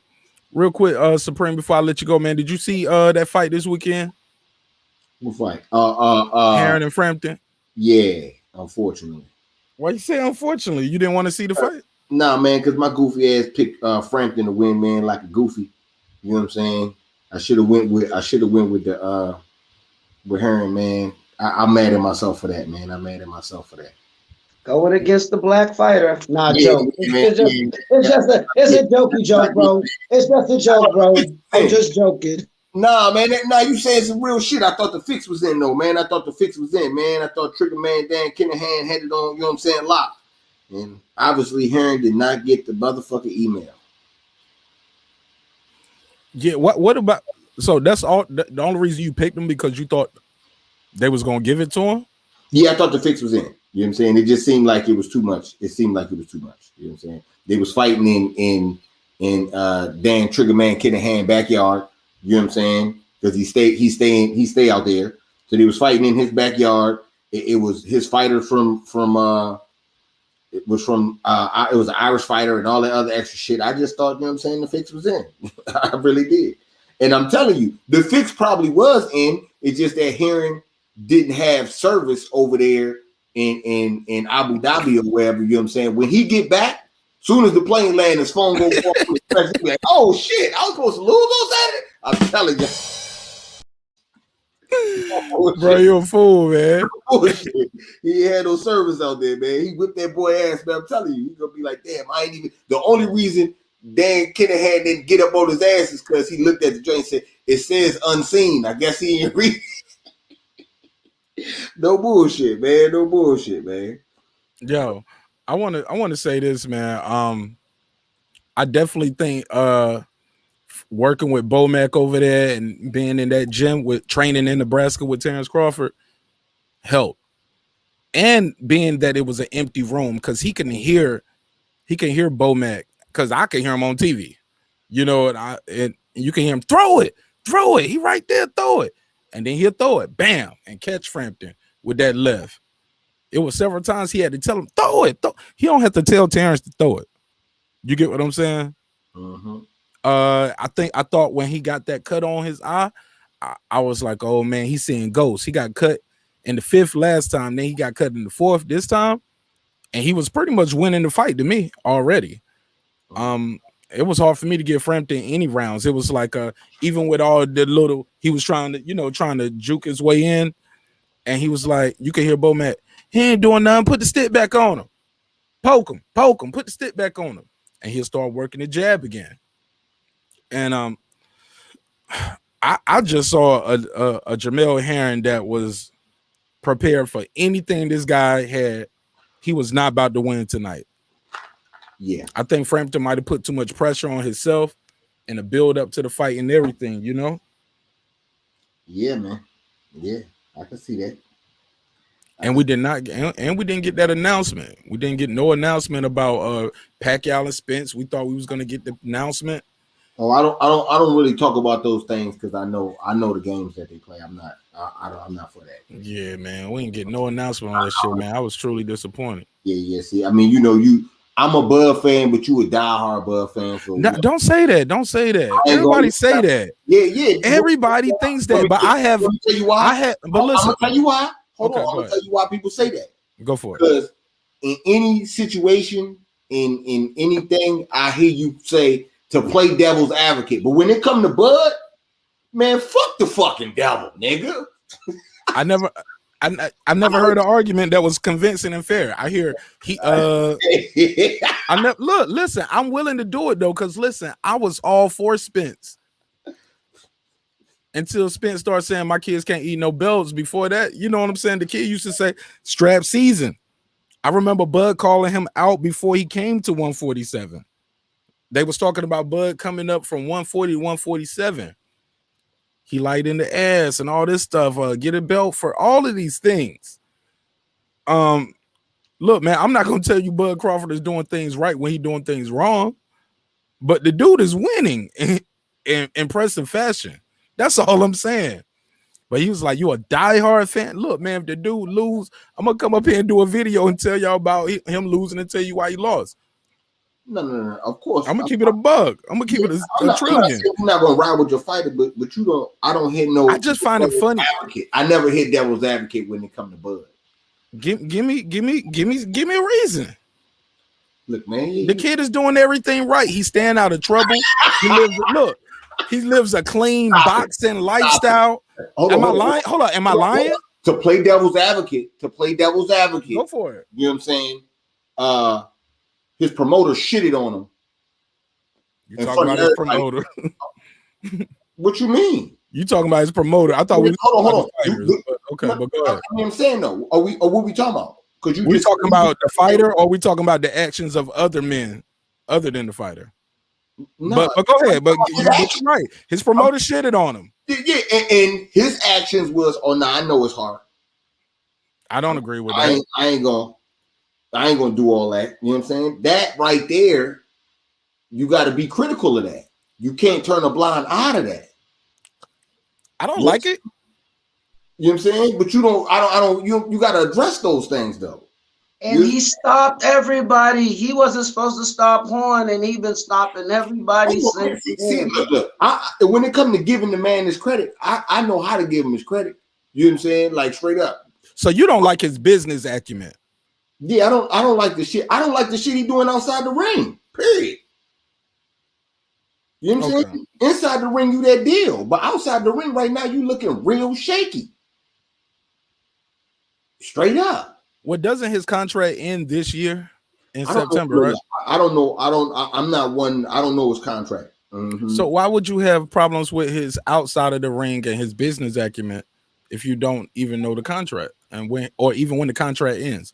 I get it. Nobody liked when he re-signed the first time. Yeah, I could say this. The reason I could say this is because he was in a fucked up deal before he even got in this fucked up deal.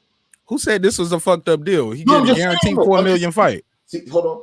Guaranteed. See, like I said, that you will back your guy to the core. You know what I'm saying? Man, you quitting early. You just quit. No. Because $3 million ain't big money for a champ. $4 million. $4 million guaranteed. Somebody that's pound for pound, $3 million ain't shit. And Sean Porter over there crying because he got offered $1 or $2 million. Hold on. See, I didn't bring up nobody else's name. You brought up Bob Arum just then. So I thought anybody. I'm not talking about no other fighter. I'm talking about his promoter. That's fair. You're right. Come on, man. I said that's fair. I said that's fair. Yeah, somebody that signs his name. Like, come on, man. We ain't got to talk about nobody else. But I'm just talking about the money. You said that, but when you said the hold on, $4 million. $3 million not a lot of money for somebody that's pound for pound number one. Straight up. I agree. You know what I'm saying? I agree. He's underpaid. But Bud still ain't never got drunk, crashed, and did all other stuff. But we said, but it's $4 million. You can't do that. You can't do that neither. Like I said, I'm a Bud fan, but I'm not gonna let that shit slide. Like you talking about Bud ain't never got drunk, but Bud was in a dice game and got popped in the fucking head, nigga. We don't talk about that though, right? But that was way before boxing. But that was shit, nigga. It happened. Facts. Like yo. We not talking about that other goofy shit. It don't matter. Arrows happened after he was a world champion. Bud wasn't a champion when this happened. That's true too, Supreme. But did it happen though? This nigga was rich enough to not be in a fucking gambling spot. You know what I'm saying? He wasn't rich then. He wasn't rich like that then. He was rich enough to not be in that spot. Come on, Mark, man. I mean, I'm rich enough to not be in that spot. All right, so what we saying? But I ain't no Bud Crawford. So what we saying then? What we're saying is at a world-class level, once he a champion, he's not out there at the fight getting a DUI after his big pay-per-view with Sean Porter flipping over in a Ferrari. No, I understand that. That's what we're saying at this level. Yeah, but everybody make mistakes when they kids. You know what I'm saying? But he wasn't this shit. You get what I mean. Hold up. Okay, you get what. Like I said, you're reaching. Okay, I'm reaching when I say kids. You get what I'm saying, though. When you're coming up in your career, when you're coming up and you're just trying to find your way, like let's not split hairs and like. I'm not your enemy. I'm not your enemy, bro. You're the one that's reaching. I'm not splitting nothing. You reaching. You just reaching. I'm just saying what it is, man. I'm saying, look, both of these niggas had traumatic, near-death experience. I'm not talking about either one in that type of. You know what I'm saying? I'm not saying shit. As far as that go, I didn't want to touch that. But you can't. But that's key, though. Once you become on the upper echelon, stuff becomes much more different. If me and somebody that's more important to me do the same thing, it's much more worse that I did it. So all I'm just saying is, at the end of the day, Arrow was famous. So was Bud. Nobody knew Bud Crawford when he was in that damn dice. Nobody knew Bud Crawford on Dogs. Nobody knew him. Nobody knew him when he fought Ricky Burns, really, dog. Oh my God! But you thought when he fought Ricky Burns, niggas didn't know him like that, bro. Like he wasn't like how he is now. He wasn't revered. He was on his way up. Okay. By the time he got that shot for Ricky Burns, like people knew who he was. Like when he waiting for the shot, like hardcore fans, I knew, you knew. I didn't know what he would become though. You get what I'm saying? I mean. I would be lying if I say I knew he would become. I'm not saying all that. Only thing I'm saying is that's why I say I don't even like touching that type of shit. And really, how this whole conversation started is because, like I said, you ain't critical of the guy. You're not critical at all of this nigga. I don't like that he re-signed with Bob Arum on that last time. That's why you get. I said that. What? But my thing is, you want me to be critical of him for outside of the ring with his contract, where he's getting versus you even agree with me. I said, well, I'm talking about what I see in the ring. Yeah, And like the dude is a dog. He a beast. Yeah, like, no doubt. I don't know his contract. I know what I see him when I can dictate what I see and what I know. Like the other things I don't know. I see he don't blow up in between weight like Thurman. You get what I'm saying? I never see him with the puffy cheeks like Garcia. Or you get what I'm saying? Like all of these things, I think he's a switch hitter. That's important. All of these reasons are why I think he beats these guys.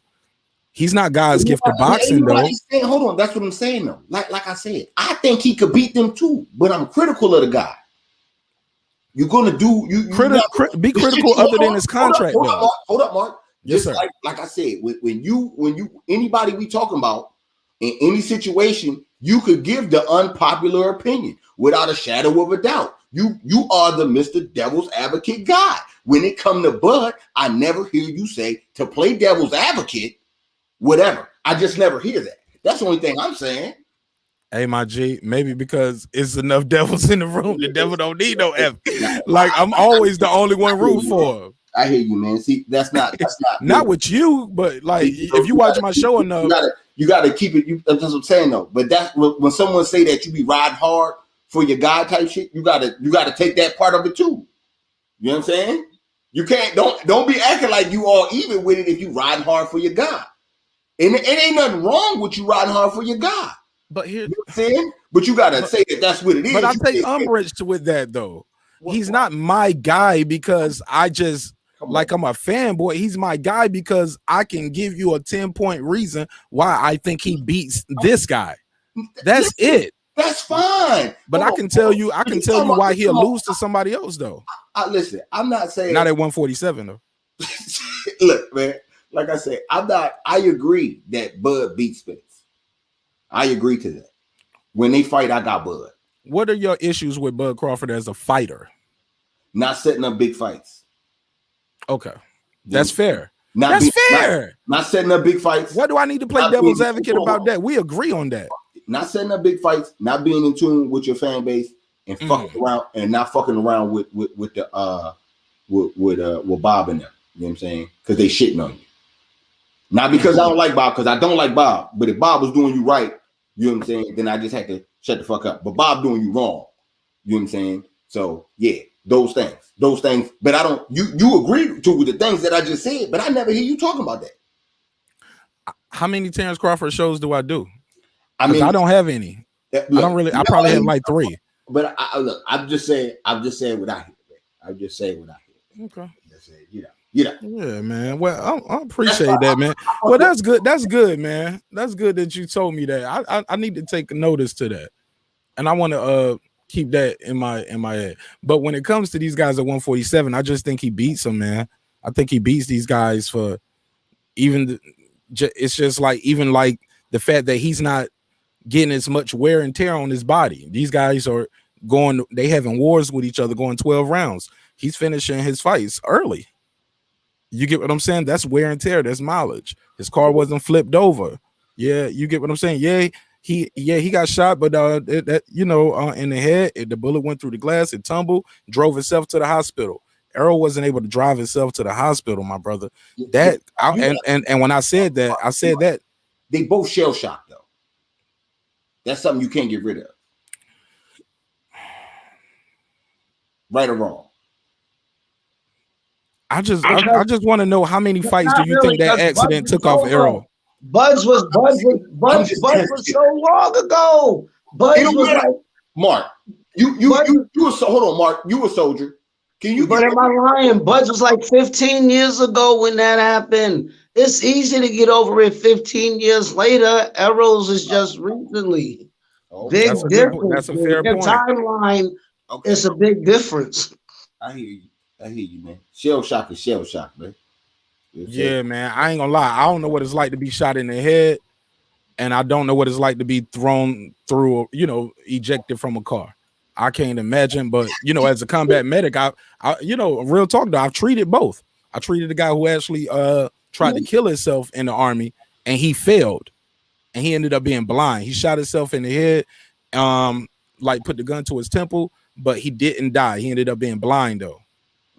And I've treated people that got ejected from cars not wearing seat belts and they was messed up. My question though is, how many fights do you think that took off of Errol? Like, because he took a lot of damage to his face, like new teeth. And I told people, man, I was like, man, that's at least 2 fights. I've had some people tell me, man, they think it's at least 10 fights. Man.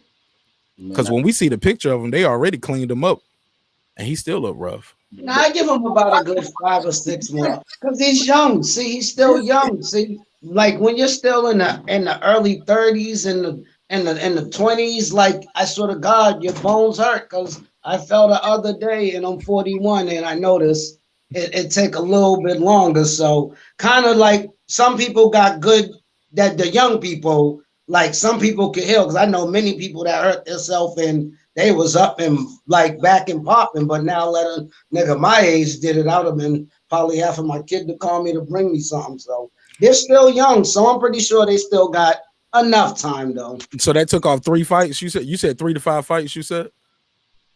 I'm pretty sure we'll never know until No. I'm just it's look, we'll never know. I'm just curious what people think. I just want to see how many times he fight before he retire. This is my issue. You know what I'm saying? He fought Mikey and that shit went 12 rounds. He fought Danny, that shit went 12 rounds. And one was pre-accident, one was post-accident. The motherfucker ain't using that shit as an excuse. He not using that as an excuse. I ain't gonna bring it up. Fuck is we talking about? For sure. For sure. I don't want to talk about it now, because if Bud beat this nigga up, then that leaves the door for motherfuckers to bring it up. Nah, we don't need to talk about it. I think they already gonna say it. They're gonna say that already. It don't matter who, but if Bud, listen, give me 2 minutes. All I need is 2 minutes. Hold up. Can I get 2 minutes? This is what I'm saying. Let him finish his thought. D-How I'm sorry, Supreme. I'm sorry, bro. My fault. Take your time. Hold it. Let him finish. I'm sorry. You asking for 2 minutes in the middle of cutting them off. I'm sorry. It's I'm good. sorry, Go ahead, bro. Supreme. Go ahead, Supreme. But this is what I'm saying though. I'm not gonna bring it up. And as long as motherfuckers talk about it, it's left to be brought up. You know what I'm saying? I'm not talking about that. I'm talking about the fight need to be set up and what we need to do to get the fight to crack it. I'm not talking about how many fights it took off of Spence and all this and all that, because that's tarnishing Bud's win. You know what I'm saying? I'm not even about to do that. That's not, you know what I'm saying? That's not how I get down. So fuck it. If Spence ain't saying nothing about it, if ain't nobody in Spence camp saying nothing about it, and it looked like he didn't moved on from it, you know what I'm saying? And he handled his next fight pretty much fine, then it is what it is. Motherfucker, you back to 100%. Because when we get out here, you get out here. Same thing in football. You know what I'm saying? If the quarterback's injured, but he able to play, if he lose, he lose. Yep. You know what I'm saying? But all I'm just saying is no, because he's not gonna get no credit for who he beat. Even if he did go in there and beat Manny, they're gonna say Manny was too old. If Bud do go in there and beat up on Porter, yeah, Porter was too slowed down from Arrow. Yeah, if he go in there and beat up the other dude, they're gonna always find a reason why until he lose. And at the end of the day, if he do beat Arrow, he'll still get mad accolades and stuff. But I bet you watch all them Ann Farrow boy be like, yeah, it's because it was car accident. I don't see that. You know what I'm saying? I'm saying he'll win, but I'm just saying I feel like if Bud would have beat Manny, everybody would have just said, yeah, you beat up on the washed up. Look at, he beat up Cal Brook.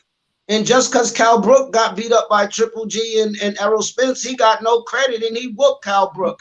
He made Amir Khan quit. Nobody made Amir Khan quit. Amir Khan got knocked out, but he never was outboxed to quit.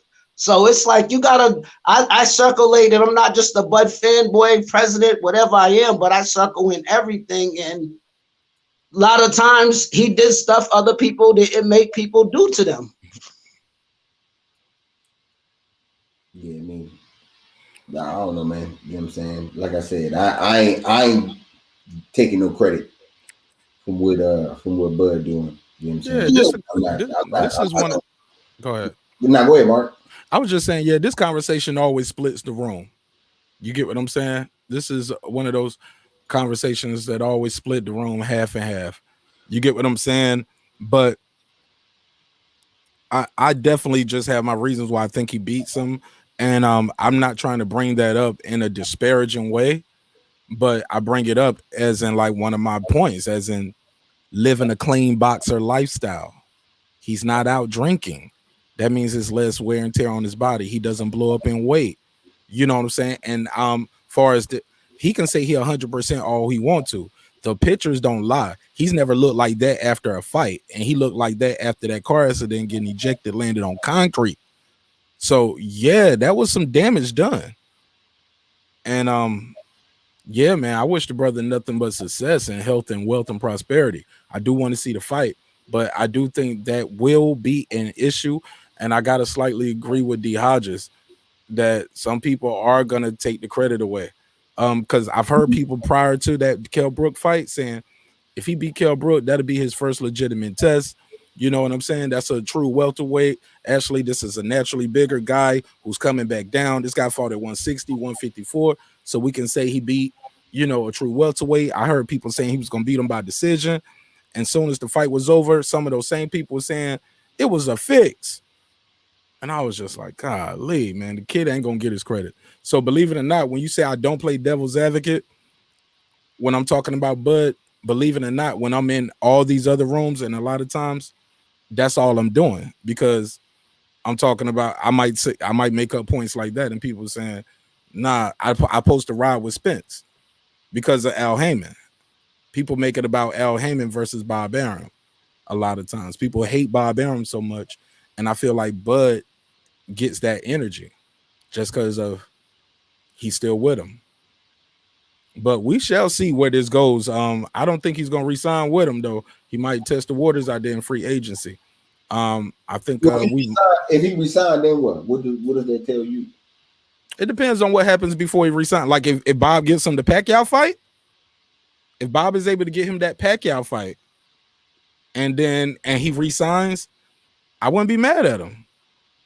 I wouldn't even be mad. Like Bob at that point. Finally, Bob did everything he said he was gonna do. He got you out that other contract. He set it up in a way where, nigga, this ain't really all coming out your paycheck. But Top Ranking's taking some of the losses from that, from getting them out that other contract. Same shit that happened with Canelo and Golden Boy. You know, these motherfuckers be signed to local promoters. Then a big dog come in and swoop them up, shit like that. But eventually that little dog take them to court, and 9 times out of 10 they win. Then you got to pay them from the other prices at their purses. But if Bob Arum can secure him that Pacquiao fight, first of all, let me be clear. I don't give a fuck about where a fighter signs and all that shit. I want to see certain fights. I don't like the fact that, yes, sometimes he can fight guys at PBC because he has fought PBC fighters before, but certain guys it's harder to make it with. PBC and Top Rank do business all the time. It's just this division, PBC got it sold up.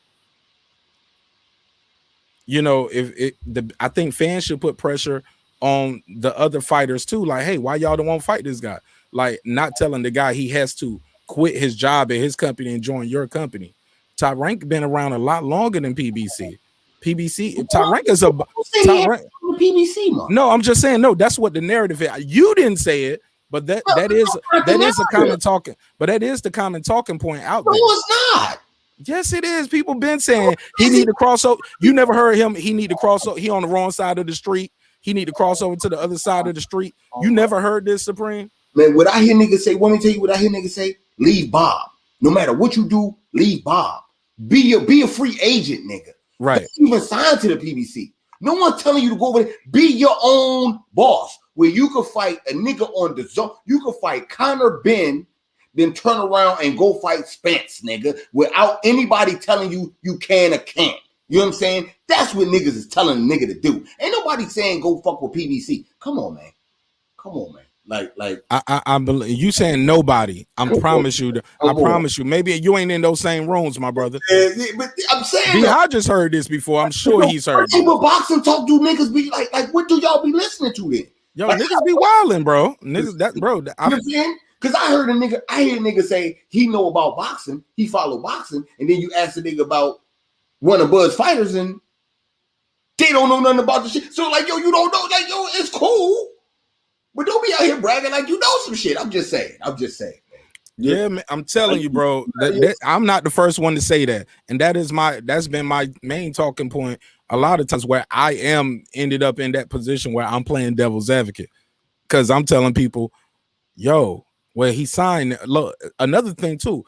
Every boxer is not a good businessman. Every boxer is not a good promoter.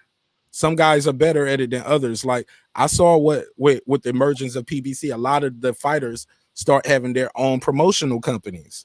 You get what I'm saying? Because now, you know, it was like Floyd and Al Heyman had the cheat code. Like, look, you gonna promote the fight. Look, this how much money there is. The promoter, you can get this, blah, blah, blah, blah, blah. You get what I'm saying? Yeah. Al Heyman lets them know how much money is in the bag. Yeah. Versus the promoter stepping in and doing it. You get what I'm saying? So everybody's not gonna do that. I don't think. Do we got a Sean Porter Promotions or Keith Thurman Promotions? I think they usually attach on to somebody when they have a fight, right? If I'm not mistaken. I mean, I'm not, like I said, shout out to the Charlos. They did it. You know what I'm saying? Arrow too.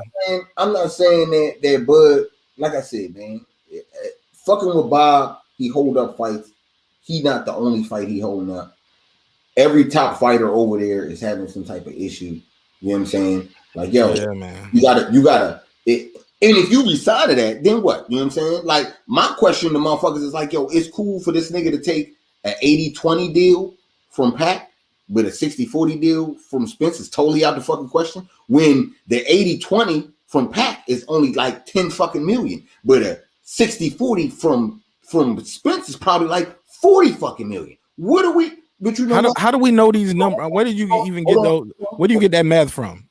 What you mean? With the amounts of how much the fights are going to generate and what somebody's split in purse is going to be. Because that's what they're saying. That I've heard Bob Arum say that if Pac wants 40 million, I've heard that. Yeah, I got a $50 million offer. We gonna give Pac 40, Bud gonna get the 10.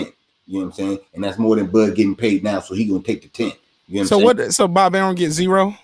Where's the rest? He get all that other shit on the back end. It's more than 50. It's 50 million for this fight. You know. But what about Manny Pacquiao Promotions? Because Manny Pacquiao has his own promotional company now. So what about him? Manny Pacquiao gets something as the fighter. That's his 40. It's all kind of back end money. It's gonna be all kind of shit because they're gonna do a pay-per-view. You know what I'm saying? It's all kind of extras for everybody. I'm just saying you just threw those other numbers out like that, like ain't saying somebody's stupid for not taking it. But no. Even still, right now, you can't tell. Like, we don't know that these things, man. We're making assumptions about how much it's gonna be and how much the fight is gonna generate, and like you'll get more taking 20. You'll get more off this 40 than you're gonna get off of this 10. Okay, man. Is that fair? No. Not at all, but okay, man. Tell me why. Man, you know that's a bigger fight, man. Which fight is a bigger fight? Oh, Spence versus Bud. So why are we having a conversation of what percentages and which one will really be more? That's why because that, you know what I'm saying? Is that a rhetorical question? Because I'll tell you, Pacquiao is a bigger event because he's more of a household name than my old lady hear me talk about more. So which fight gonna generate more? I think the Pacquiao fight will. Explain to me. Because Pacquiao is a legend. Man, give him way more.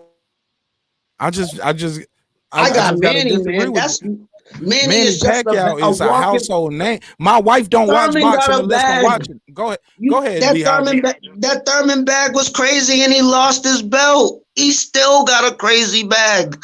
Even if you lose the Pacquiao, I don't know people's budgets and numbers, but I heard all those bags be crazy even if you lose. So why not make Bud, Pacquiao, whoever bung the fight? We still got the belt on ESPN. If we send it to anybody else, bung, now it's back on PBC side. So I'm just saying, I'm thinking as if I was a Bob Arum, like, let's get this fight out the way, and whoever wins, I know Bud's gonna beat him. I swear to God, I'll do the Jaime Munguia to Saddam Ali. Yep, we're gonna send Saddam like De La Hoya did. We're gonna send Saddam Munguia. We know he's gonna beat him, and now Saddam Ali is the old man. McGee is the young man. I got a feeling if they make that fight, they're just feeding Manny to Bud.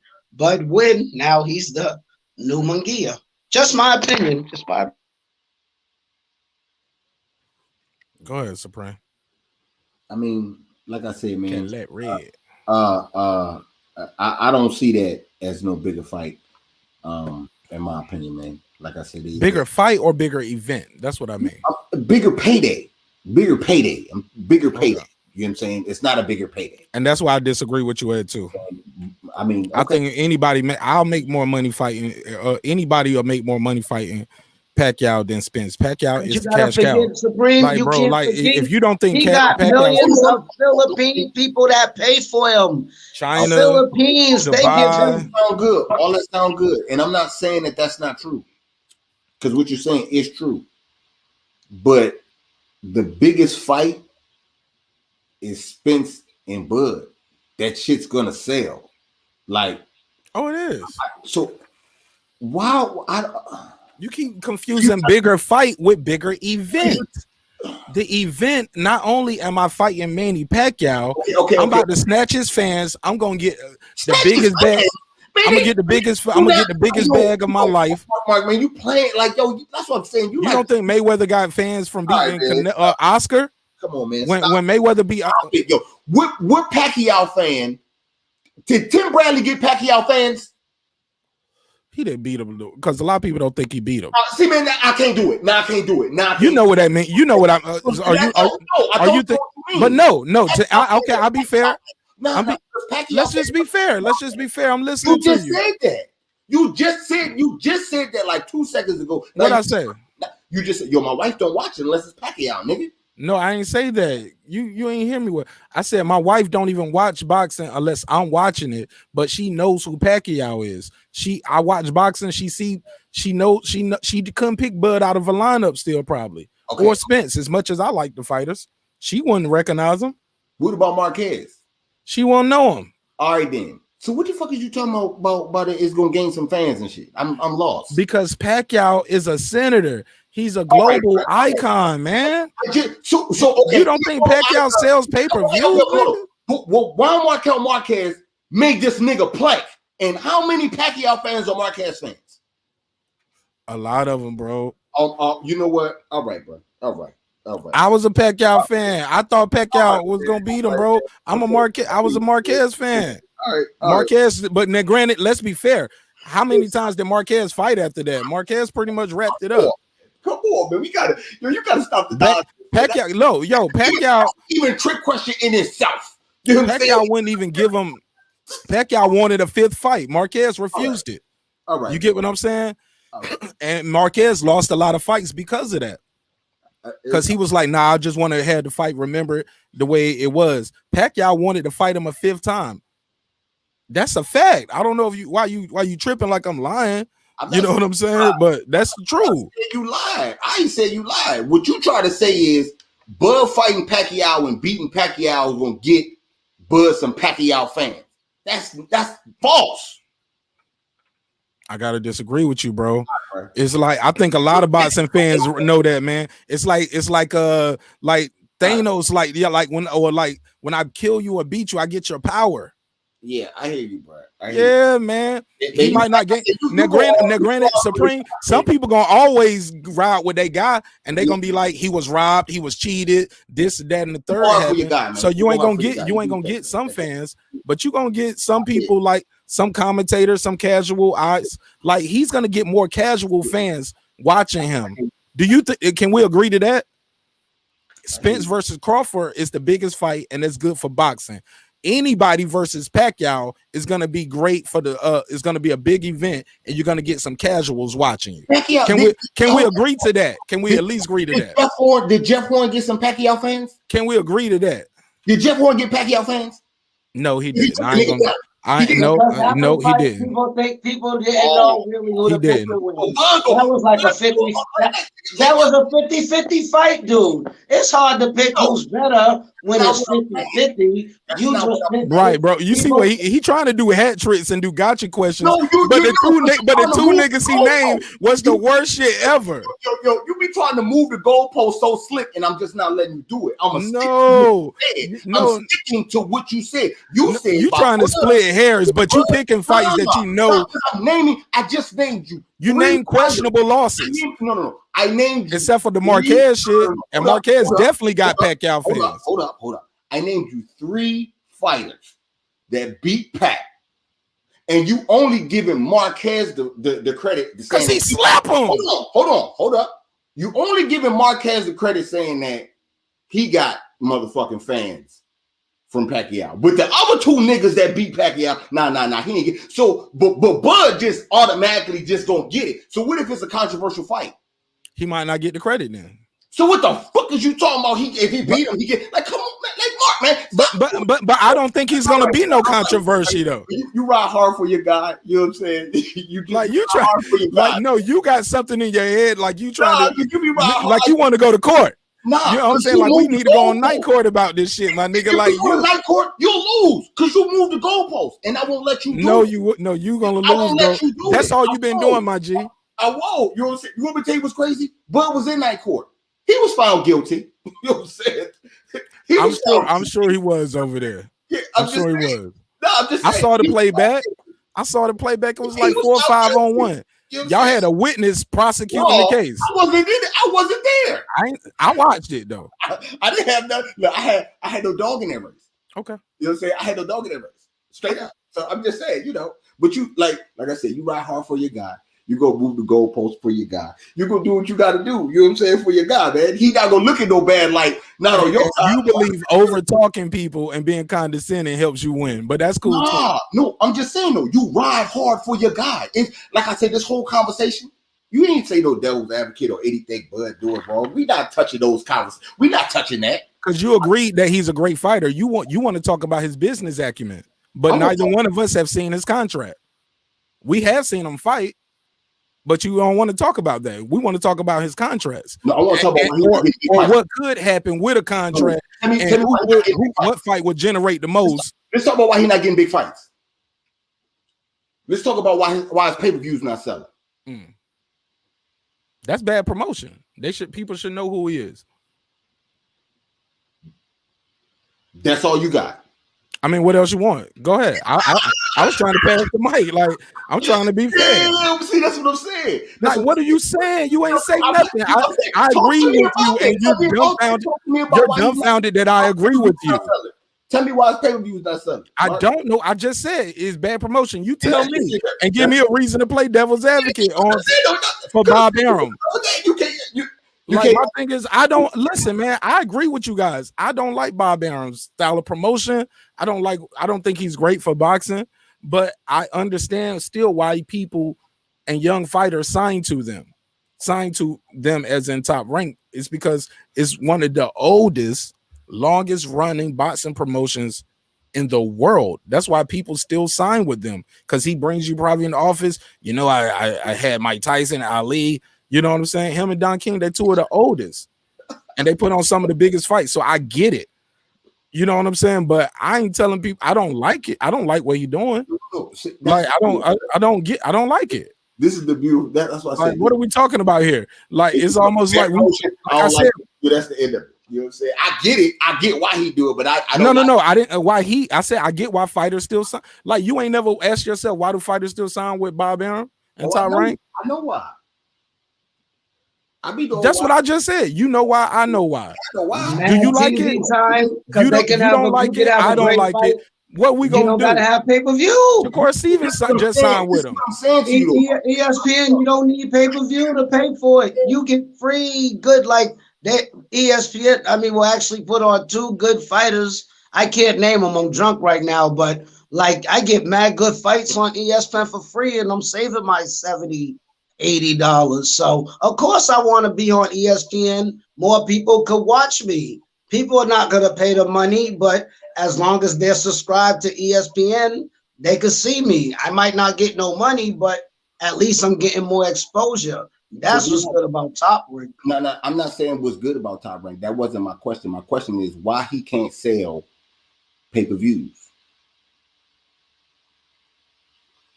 D-Hodges? Oh, I don't know, because nobody don't like Bud. No, because he has a lot of people that hate him. And this was my issue. I do not believe there is more people that hate Bud than like him. Supreme, tell us the answer. We don't know that. A lot of people hate Bud, so but believe me, bro, if I got a chance, like if I could watch a fight on Showtime or pay-per-view, I'm gonna watch it on Showtime. So if me as a fighter, I might be broke or whatever, but I get more TV because you got millions of people watching you. Pay-per-view, what you get 100,000, 200. But when you're on ESPN, you got millions of people all over the world. So now they know your name in the other countries. So now you might can go. I'm just saying, I'm not saying that's what Bob Ammer's doing. Let me finish. But I'm just saying that's how some people could probably shift over there and go fight because they was watched on ESPN in that other country.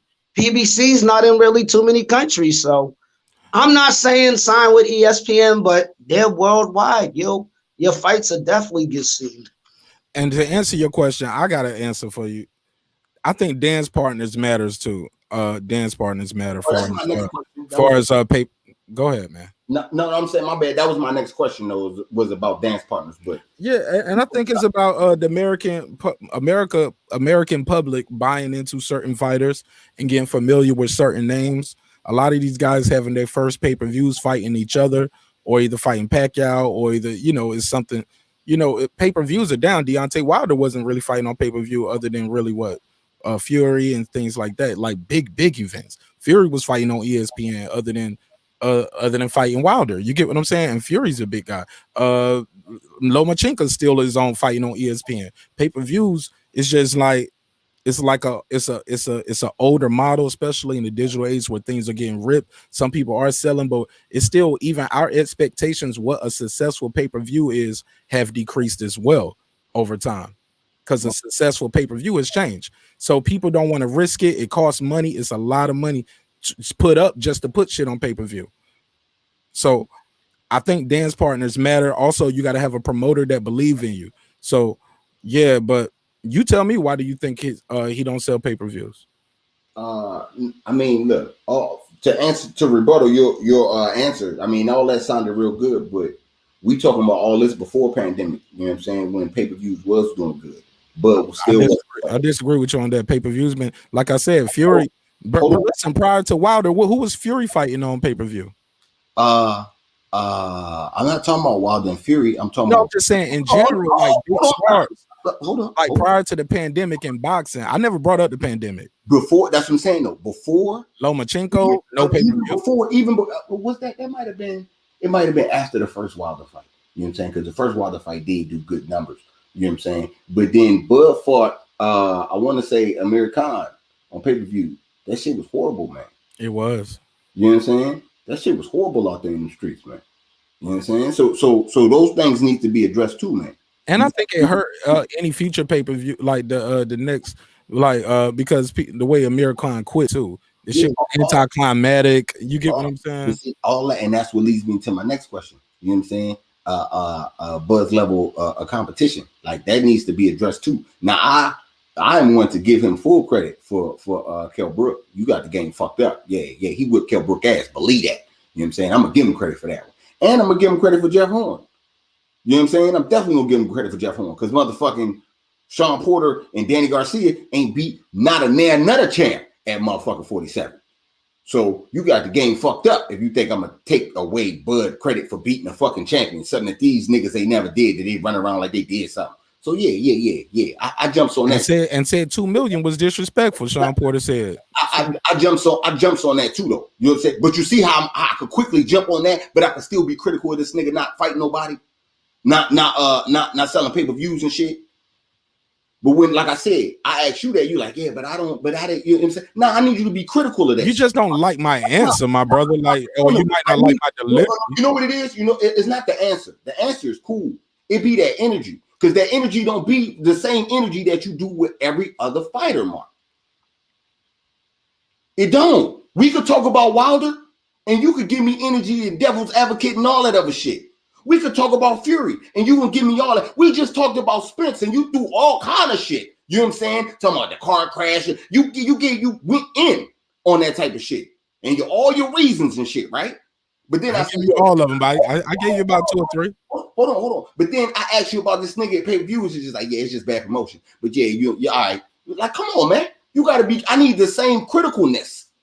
I need that same energy. And look, I doubled back, and I gave you a more detailed answer the second time, and you didn't like that one neither. No, I know. I'm just saying though. I feel where you're coming from. You're right with what you're saying, but it's like, damn, it's like pulling teeth. Like, yo, you gotta be. You know what I'm saying? You should be on this. You should be on this the same way you on motherfucking Spence neck. The same way we talking about. You know what I'm saying? All these other motherfuckers that be fucking shit up. You gotta be critical to that shit, Mark.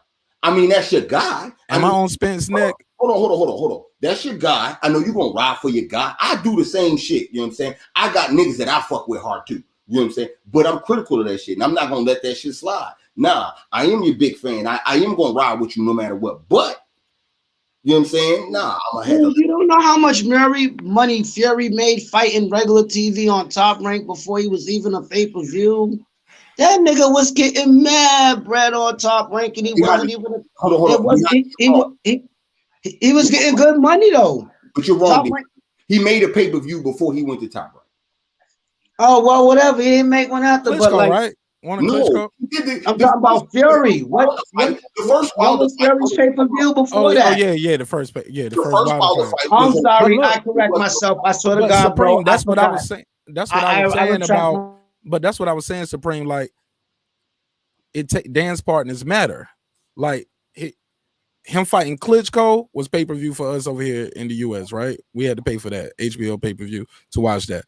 And him fighting, or was that on Sky Sport? I just remember I feel like I paid for that.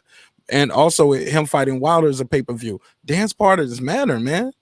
Like I don't look, man, I like Errol Spence. People don't believe I like Errol Spence, but I like Errol Spence. I like them a lot more on his way up, it seems like. It just seems like he got to a point and he, it went from being strap season to, I never thought I would hear him say, my kids can't eat no belts. Fuck that shit. So my kids can't eat no goddamn belts, quote, end quote. But see, you gotta be critical of Bud saying he wouldn't take the fight if it was 50-50. And I am critical of that. I don't like that. Hold on. And to answer what you were saying earlier, because it just dawned on me and shit, when it comes to the Pacquiao fight versus a Spence and Bud pay-per-view, if Spence and Bud do that shit, you know what I'm saying, it's gonna be back-end money, pay-per-view, and all that other shit. Bob Arum clearly said that he's not paying for that fight, so it will not be any back-end money. They're gonna get a flat fee, both of them. Pat gonna get his 40 million, motherfucking Terrence gonna get his 10, and everything else goes to everybody else. You know what I'm saying? They gonna divvy that up that way. You know what I'm saying? Because of the site fee. So that's the difference between, you know what I'm saying, taking that motherfucking 80-20 deal versus a 60-40. You see what I'm saying? But those things, like I said, all those things need to be talked about. I'm not, and like I said, when they come to the fight, I still got Bud winning. But I'm not going to. I think he'll beat both of them. I think he believes he'll beat them both. But I think Pacquiao is the last of the legends, man. Man, look, man. I'm just saying, I ain't saying don't take that Pacquiao fight. I ain't even saying that. I'm just saying, yo, don't think that I'm not going to, you know what I'm saying, say something about that. I'm going to address all that shit. When Spence do shit, I'm going to address that shit. You know what I'm saying? When Bud do shit, I'm going to address that shit. And that's just how it gotta be. I'm gonna really call it down the middle. I mean, you know what I'm saying? If you ask me who gonna win the fight, I'm gonna tell you. But I'm not gonna, just because I think that he gonna win the fight don't mean that I'm excuse all the other shit where he fuck up at. Now, we gonna talk about that. Just like when he do good, we gonna talk about that shit too. Y'all go both ways, man. That's why I be saying, man, you be riding for your guy, you don't be going both ways. You know what I'm saying?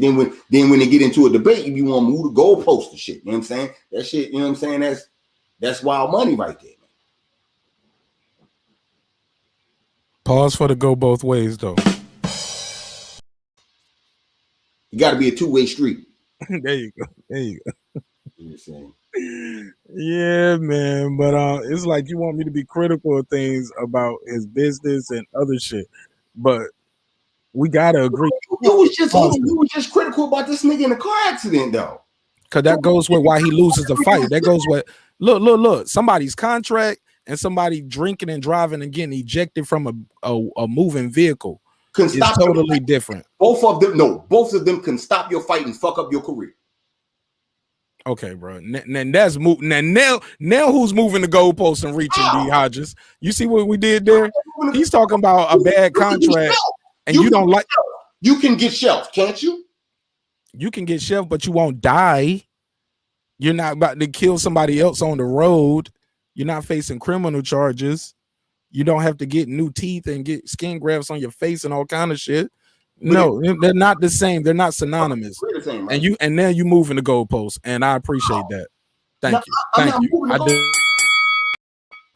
I'm telling you, like, yo, you comparing, you want to talk about this nigga outside the ring, but then I say, yo, we gonna talk about Bud and his shit, but I don't want to talk about his contract, though. You know? I never said that, but I did say is you want to be critical of a contract that you have never seen. Nah, cause see, this is shit that but you don't want to talk about the fight or the other shit that you can see. You compare a 2008 Dice games wound that he drove himself to the hospital to this nigga laid up in the hospital. Talk about that shit. What I'm saying is, you want to talk about, oh, he was ejected out the car. Then I say, tell me about this nigga in the fucked up contract. Why he can't sell pay-per-views? Let's talk about those. Answer that though. I'll put the timestamp though. No. What I'm saying is, let's have dialect about that shit versus what Spence doing. You the Bud fan. Let's talk about Bud. Right? Because when I'm around, when I get with Spence fans, I say the same type of shit. Like, yo, you gonna tell me about the fucked up shit this nigga do? You're not gonna say it, try to push that like he the greatest. Nah, I'm not gonna buy that neither. You know what I'm saying? You gonna be critical of this nigga, like how you critical of Bud. I tell both motherfuckers, but I mean, you know, like I said, y'all, y'all be wild because y'all be riding hard for your guys, and then y'all be wanting to say the other side crazy because they riding hard. Like, yo, y'all motherfuckers, both feel like, yo, it's on both sides. Okay. That easy. It be that easy. Like, yo, just be critical of him. Like, yo, what big fight this motherfucker got? You know what I'm saying? What he doing? What big, if he don't get this Pacquiao fight, if this Pacquiao fight don't fall through,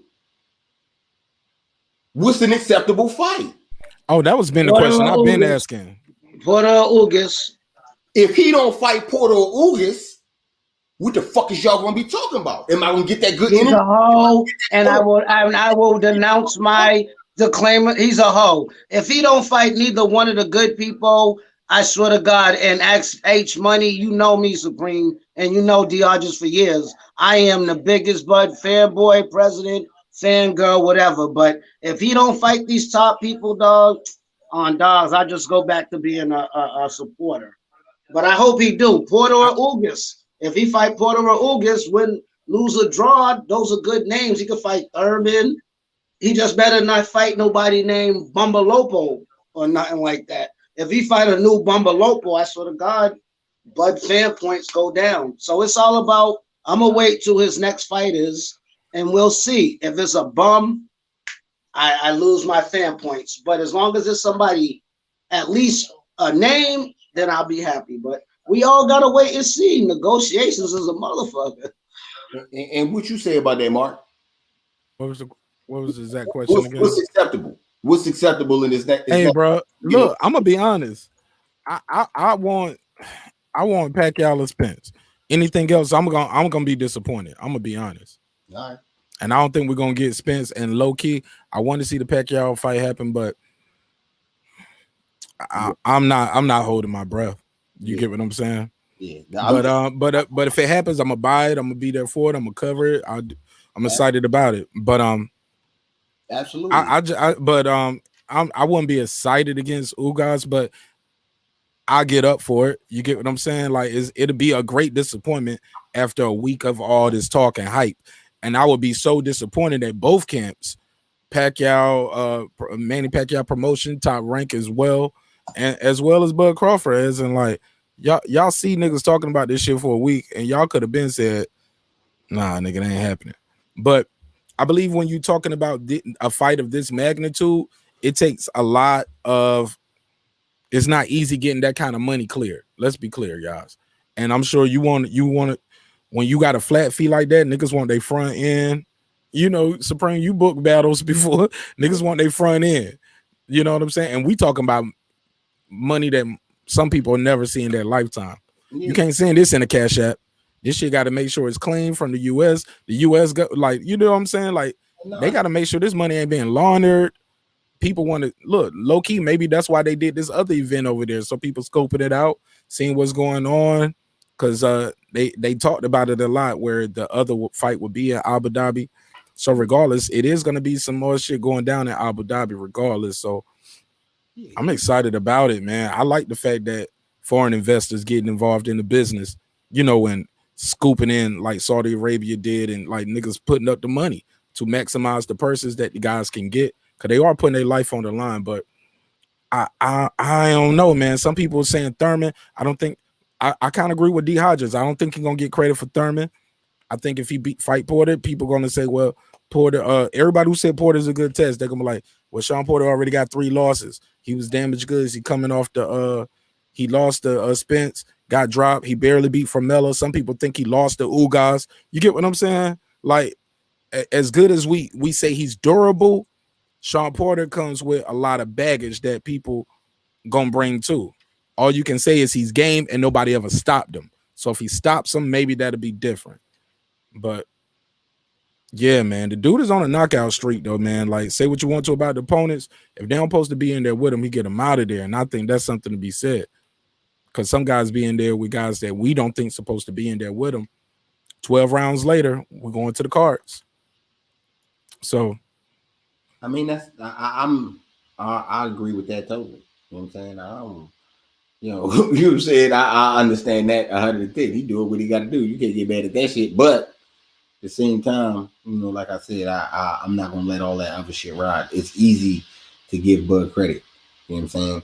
I see all these other motherfuckers, you know, just like with Spence. It's easy to give Spence credit, man. It's easy to be on that shit. Nah, man, we gonna talk about why this fight not getting made. I'm on niggas' heads until, you know what I'm saying? No, nigga. Nah, I'm not. It don't get that happy shit around. Nah, you niggas need to fight. You don't want to fight, then we gonna talk about all the shit you doing.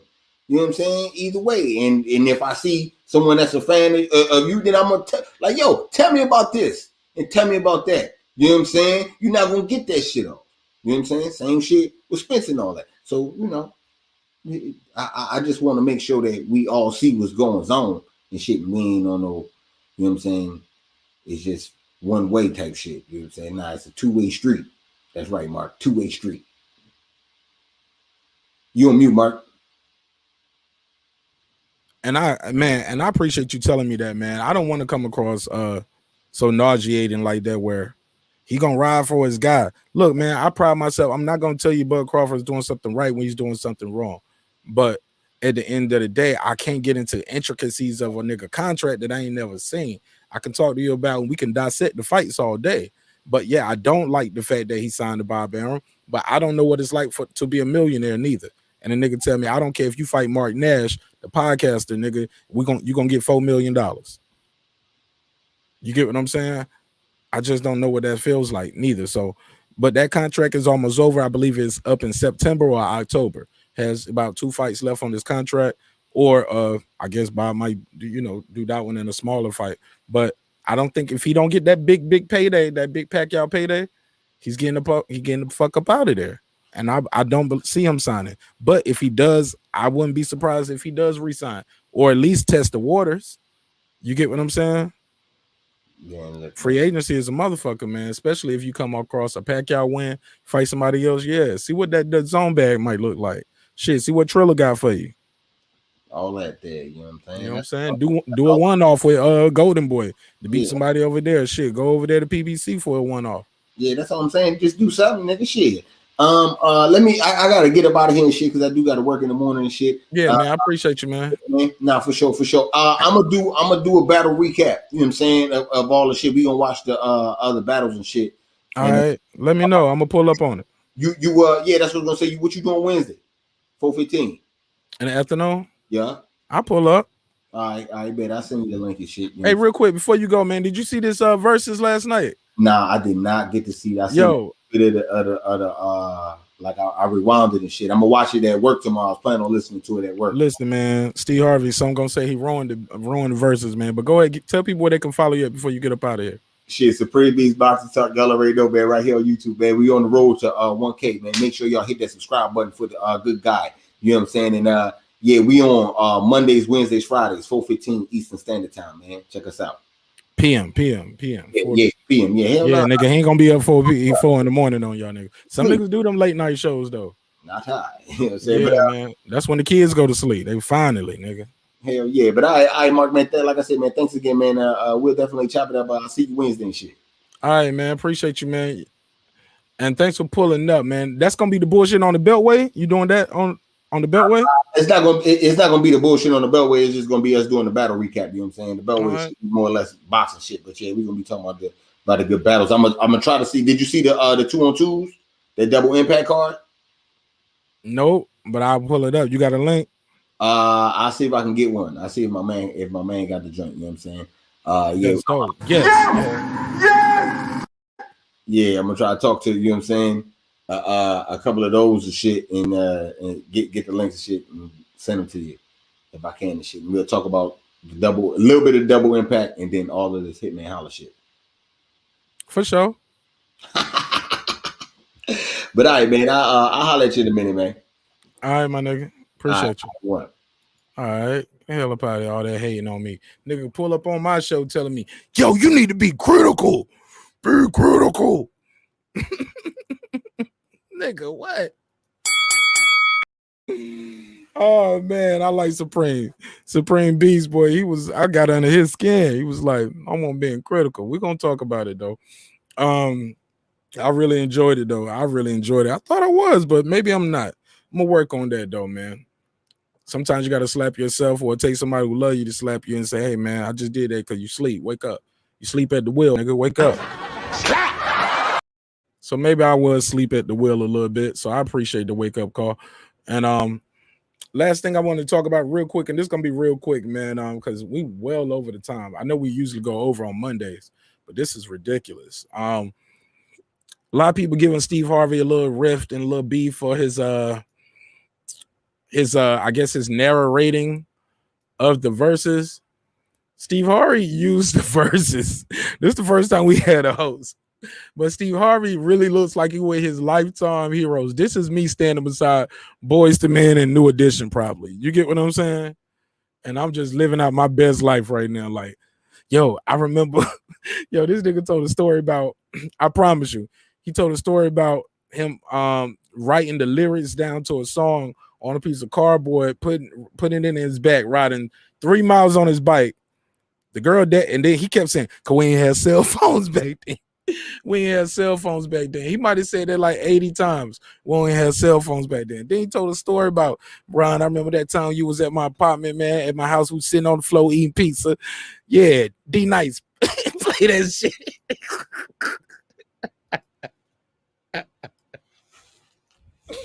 Yo, Steve Harvey was living his best life, sitting there like that. Yeah, man. Ron, I remember we was on your boat one time, man. We was on your boat, man. We was watching the Super Bowl, and they started playing your shit.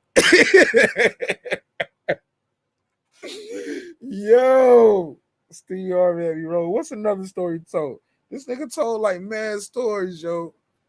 Yo, I remember buying the record. It was $3.99. I had $5. It was with tax. It was $4.11. I had 89-cent change. Got me a burger and a Coke. Went to this girl named Miosha house. Like played the record all the way through. Like this nigga really went through the whole shit. I thought he was getting to a joke. Then that nigga be like, D-Nice, play that shit, nigga. Go ahead. D-Nice behind him. D-Nice like. So this shit was funny as hell to me, but in retrospect, because it seemed like they told him after that break, because the break seemed like it was like 30 minutes. They must have told him, y'all niggas wrap this shit up, nigga. Y'all niggas need to wrap this shit up. So because it seemed like it really sped up after the break. After the break, it was like constantly somebody was looking at the clock.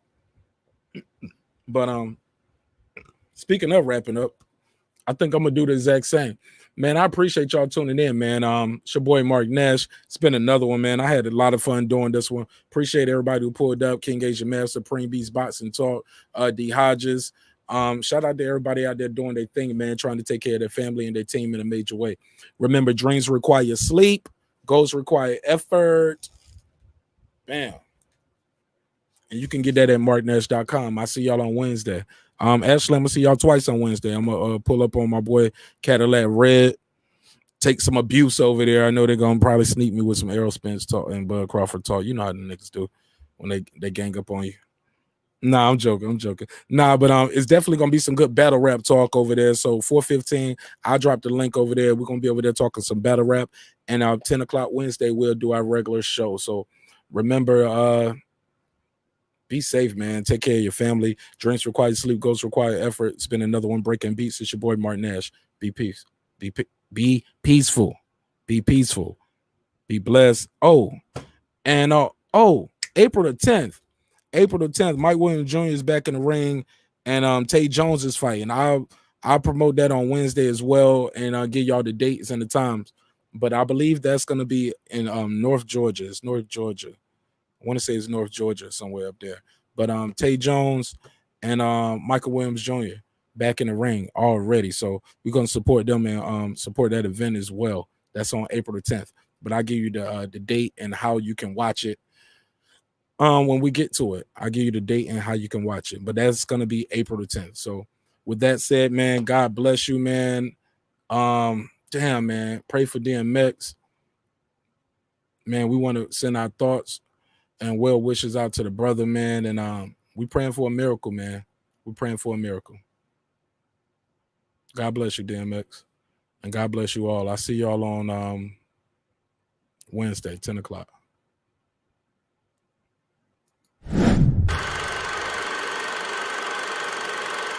This that squad sound.